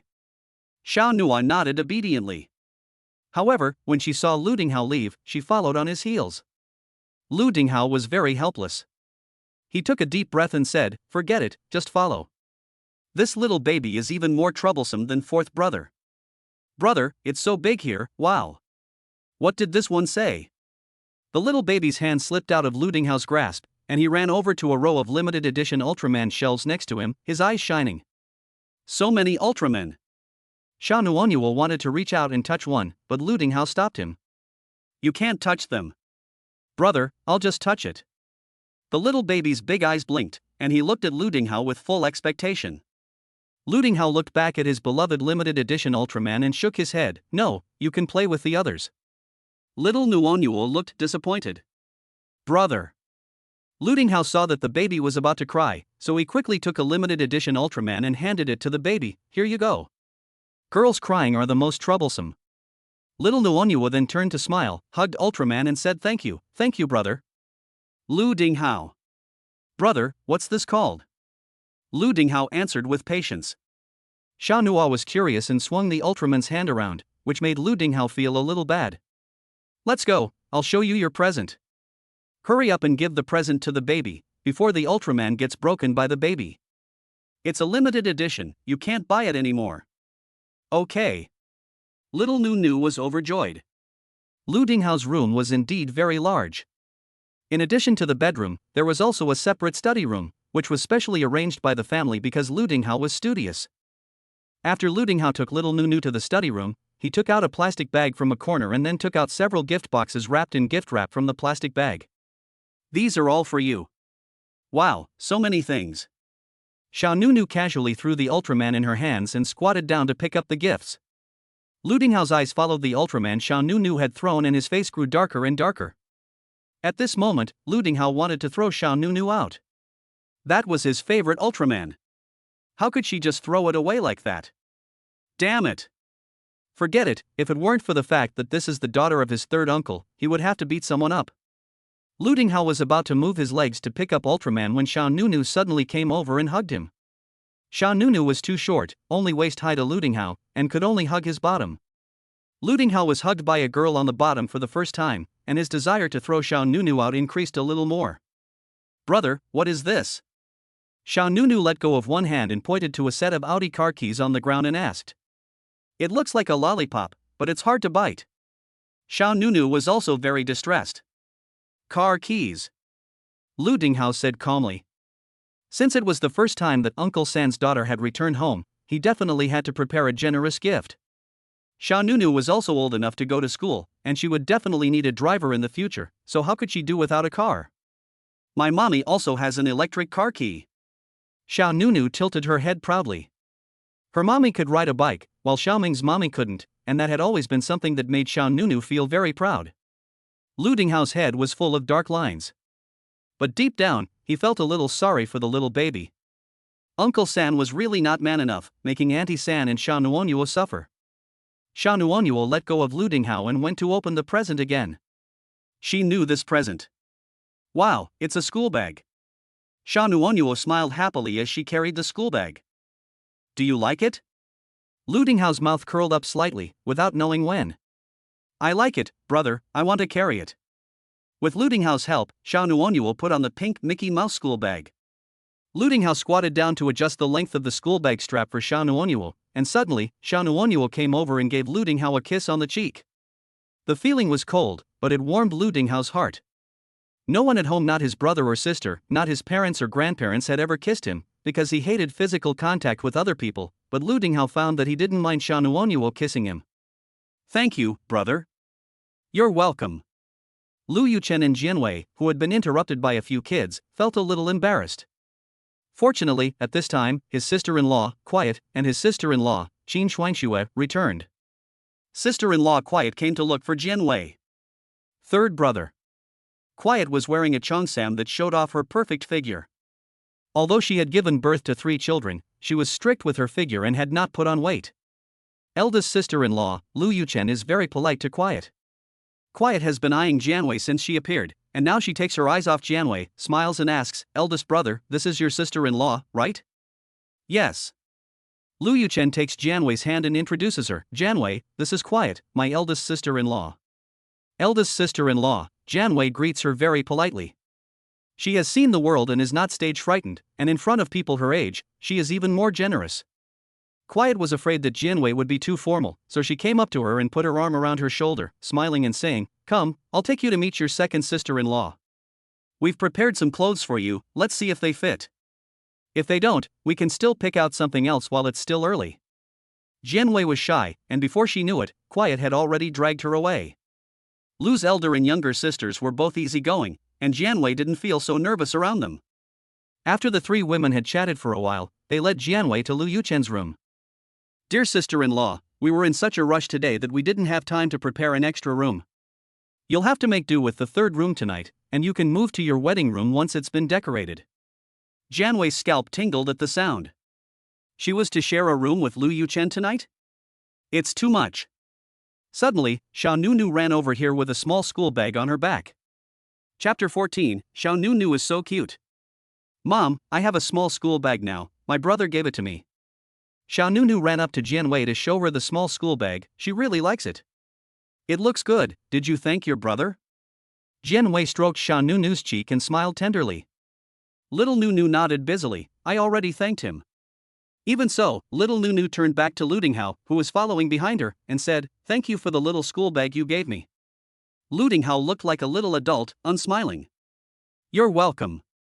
Ludinghao's mother, Qin Shuangxue, looked at her eldest son in disbelief. How could Ludinghao have taken the initiative to buy a gift for his younger sister? Was this still the same Dinghao baby in her family, who was even more aloof than his third uncle? Qin Shuangxue and her sister-in-law exchanged glances, and all she could hear was Quiet whispering, "The Lu family is so much warmer." It had only been a few days since they learned that the youngest son had a daughter, but it had already seriously affected the family atmosphere. Not to mention that the children were all looking forward to the arrival of their little sister. Qin Shuangxue nodded in agreement, yes.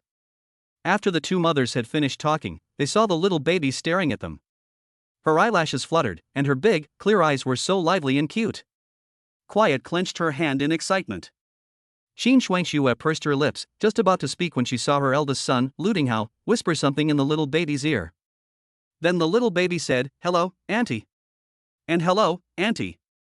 While saying hello, the little baby also bowed to them, not at all shy. This made the hearts of both Quiet and Qin Shuangxue melt. How did the 3rd wife of the eldest son give birth to such a cute little baby? Good, good. Good, good. Quiet and Qin Shuangxue nodded repeatedly, and then both of them took out the red envelopes they had prepared in advance and handed them to Xiao Nuanua. When she saw the red envelope, Xiao Nuanua subconsciously glanced at Jianwei, because her mother had said that she could not just accept other people's red envelopes. "Thank you, Auntie and Auntie," said Luo Luo. "This kind of gift is not to be refused, and the Lu family is no ordinary family."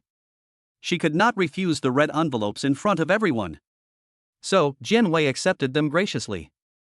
Although she had come in a hurry, she had also prepared gifts for the Lu family's children, which she now took out. With her mother's permission, Xiao Luo Luo accepted the red envelopes without hesitation. "Thank you, Auntie, and thank you, Auntie." Jian Luo was very polite.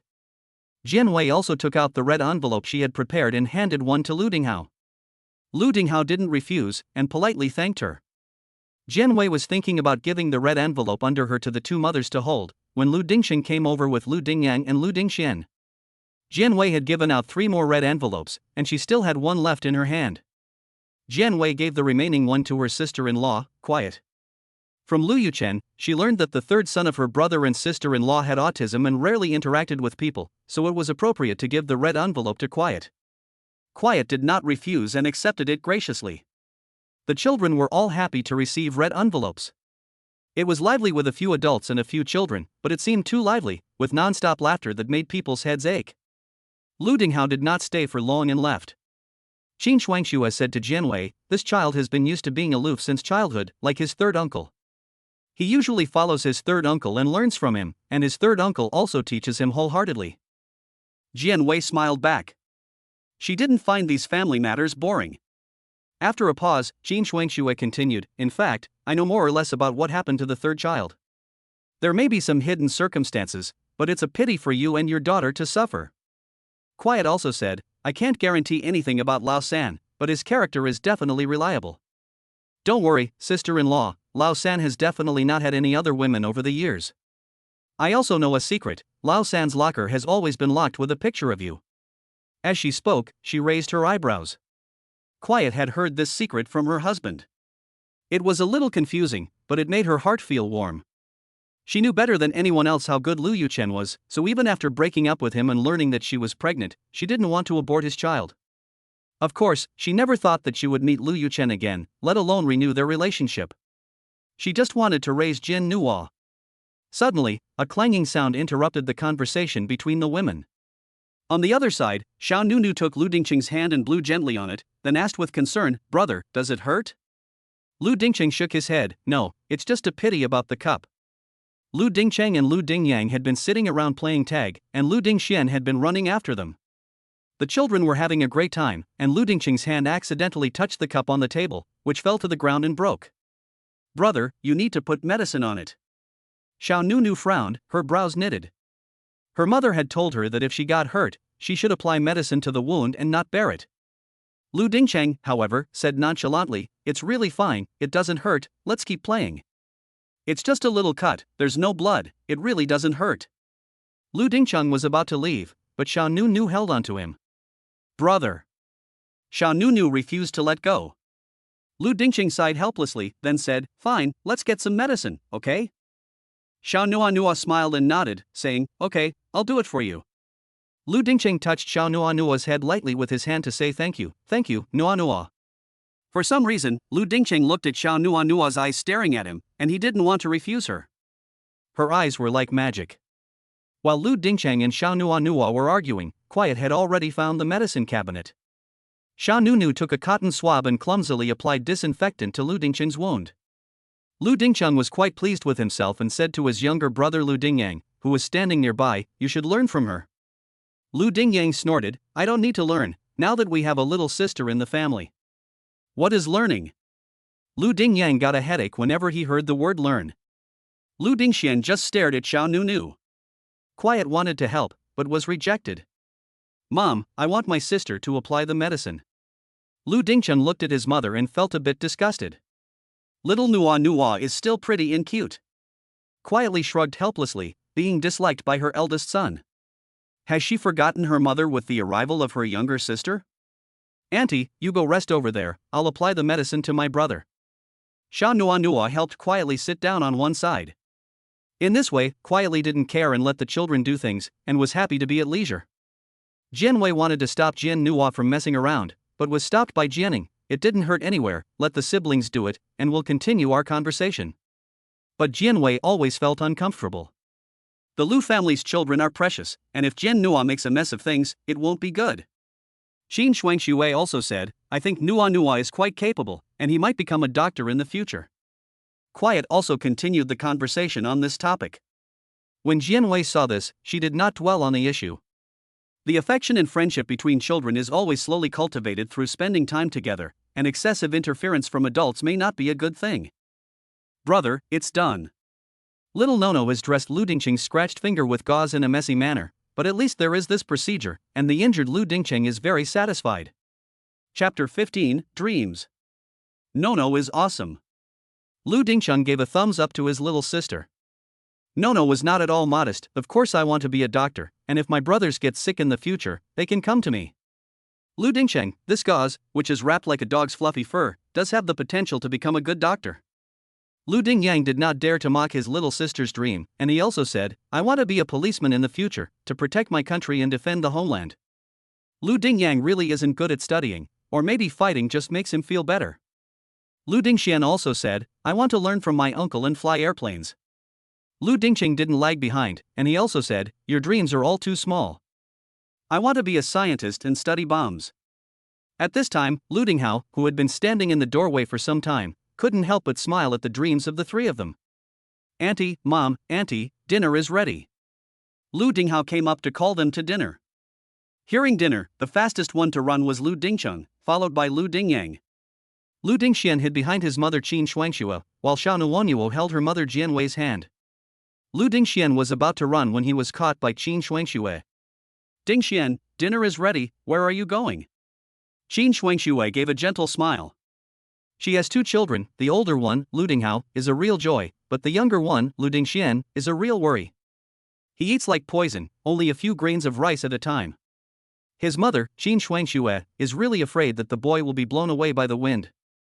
Lu Dingxian is almost a year older than Xiao Nuonyuo, but they are about the same height when standing together, and Qin Shuangxue is very worried about Lu Dingxuan's future height. Mom, I need to go to the bathroom. Lu Dingxian pulled his legs and ran. But Qin Shuangxue was even faster, grabbing Lu Dingxian by the collar and dragging him towards the dining room. Jianwei couldn't quite understand what was going on, so she listened to her sister-in-law, who was walking with them, quietly say, Dingxian is a real food waster. He doesn't eat much at each meal, which worries the second oldest son and his younger siblings. Children are afraid of not liking what they eat. My daughter, on the other hand, is a real foodie. Jianwei agreed. In terms of eating, Jian Nuo is really a qualified little eater. She has a chubby face, chubby feet, and strong fists. Fortunately, Jian Nuo loves to eat but is not fat, so Jianwei doesn't particularly control what she eats. At this time, in the restaurant, the Lu family members had already taken their seats one after the other. The Lu family did not pay attention to which seats were the best. Generally, the women sat at one table, the men at the other, and the children sat with the women. The reason for this arrangement was that the men drank and occasionally discussed business, and the women probably found it boring and also had to take care of the children, so they sat at a separate table. But today was different. To welcome Jianwei and Jianye, the two tables were combined into one. In fact, only Lu Yu and Qin Shuang were at home on weekdays, so it was only these few days that things were a little more lively. That was why the family didn't have a big dining table. The Lu family's dining habits actually fit Jianwei's habits quite well, so she didn't feel constrained. Jianye sat next to Jianwei, and on the other side sat Lu Dingxian. Brother, here's a candy for you. Xiao Nuo took a candy out of her pocket and handed it to Lu Dingxian. Among the Lu children, Lu Dingxian and Jian Nuo are the closest in age. The two seem to have a tacit understanding. Jian Nuo handed over the candy, and Lu Dingxian quietly took it. Then the two looked at each other and laughed. My mother doesn't let me eat candy, Lu Dingxian whispered. Xiao Nuo also laughed, my mom doesn't let me eat either. I usually eat it secretly. I'll tell you a secret, I still have a lot of candy. I'll give you some after dinner. Lu Dingxian nodded, okay. The two children had reached a consensus, so during dinner today, Lu Dingxian was especially well behaved and finished half a bowl of rice. Mom, can I go play now? Lu Dingxuan's hand was in his pants pocket, clutching the candy. Qin Shuangxue looked at the empty bowl in front of Lu Dingxian and nodded with satisfaction, of course you can. Seeing this, Jian Nuo also put down her chopsticks. Mommy, I'm done eating too. Can I go play with my brother? Jianwei nodded, well, but you have to be good and not do anything bad. Okay. Xiao Nuo slipped off the stool, and Lu Dingxian took Xiao Nuo's hand and ran away. Qin Shuang looked at the two children, who were so close, and couldn't help but sigh, having children in the family is the most important thing. Lao San, while you're still young, have more children, and your father and I can help with the childcare. Although the Lu family elders prefer girls, they have not spared any effort with the boys. Lu Dingcheng, in particular, was practically raised by the two elderly people. Lu Dingcheng is a typical representative of being close to grandparents and distant from parents. Then there is Lu Dingzhang, the autistic child. When the eldest son and daughter-in-law go to work, they also leave the two elderly people to take care of him. The Lu family has a very good family tradition. Lu Yuchen replied, I know, Mom. Jianwei blushed inexplicably. Quietly, she was afraid that her mother-in-law would rush things and scare Jianwei, so she quickly took over the conversation and changed the subject. The meal was very enjoyable. On the other side, Lu Dingxian and Xiao Nuonyuo hid on the second floor in the lounge area on the sofa eating candy. The two children got along very well. Lu Dingxian, who was having a good time chatting, noticed that Xiao Nuonyuo had fallen asleep. The warm-hearted Lu Dingxian even covered Xiao Nuonyuo with a quilt. Lu Yuchen's phone rang as he was stopped by Lu Yu for questioning. He glanced at the caller ID, frowned, and said in a stern voice, "Dad, it's about work." "Go ahead, but remember, you can't mistreat the girl." "I know, Dad." Lu Yuchen left after being scolded by his father. After he left, he lowered his face and answered the call. The person who called was his personal assistant, Xin Yan. "President Lu, I have some news." Lu Yuchen entered the room, closed the door, and said in a low voice, "It seems that the matter is related to Miss Tang." "Tang Yuyu?" Lu Yuchen's face was very bad.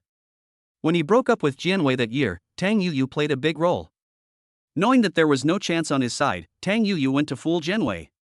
Tang Yuyu was, just as his name suggested, very good at fooling people. "Yes, we followed the clues and found a suspicious person. This person is a softie, and he confessed after using a few tricks. We took him to the police station." "Yes, Mr. Lu." After giving his orders, Lu Yuchen rubbed his aching temples in silence. Why did Tang Yuyu, a married woman, want to mess with his marriage? Could it be that she still had feelings for him? Lu Yuchen was disgusted by this thought of his own. Suddenly, the bathroom door in the room opened, and Jianwei walked out from inside. Originally, she had planned to come out as soon as Lu Yuchen had just entered, but when she heard Lu Yuchen mention Tang Yuyu, Jianwei's hand holding the doorknob paused, and her heart sank. Jianwei? Lu Yuchen also realized that he had mentioned the name he shouldn't have, and was a little choked up at this moment. Jianwei came over with a faint smile. Chapter 16. It was a puppy that bit it. How was she going to ask? If she asked, it would seem like she cared, but if she didn't ask, it would be like a thorn in her heart. But Lu Yuchen spoke first.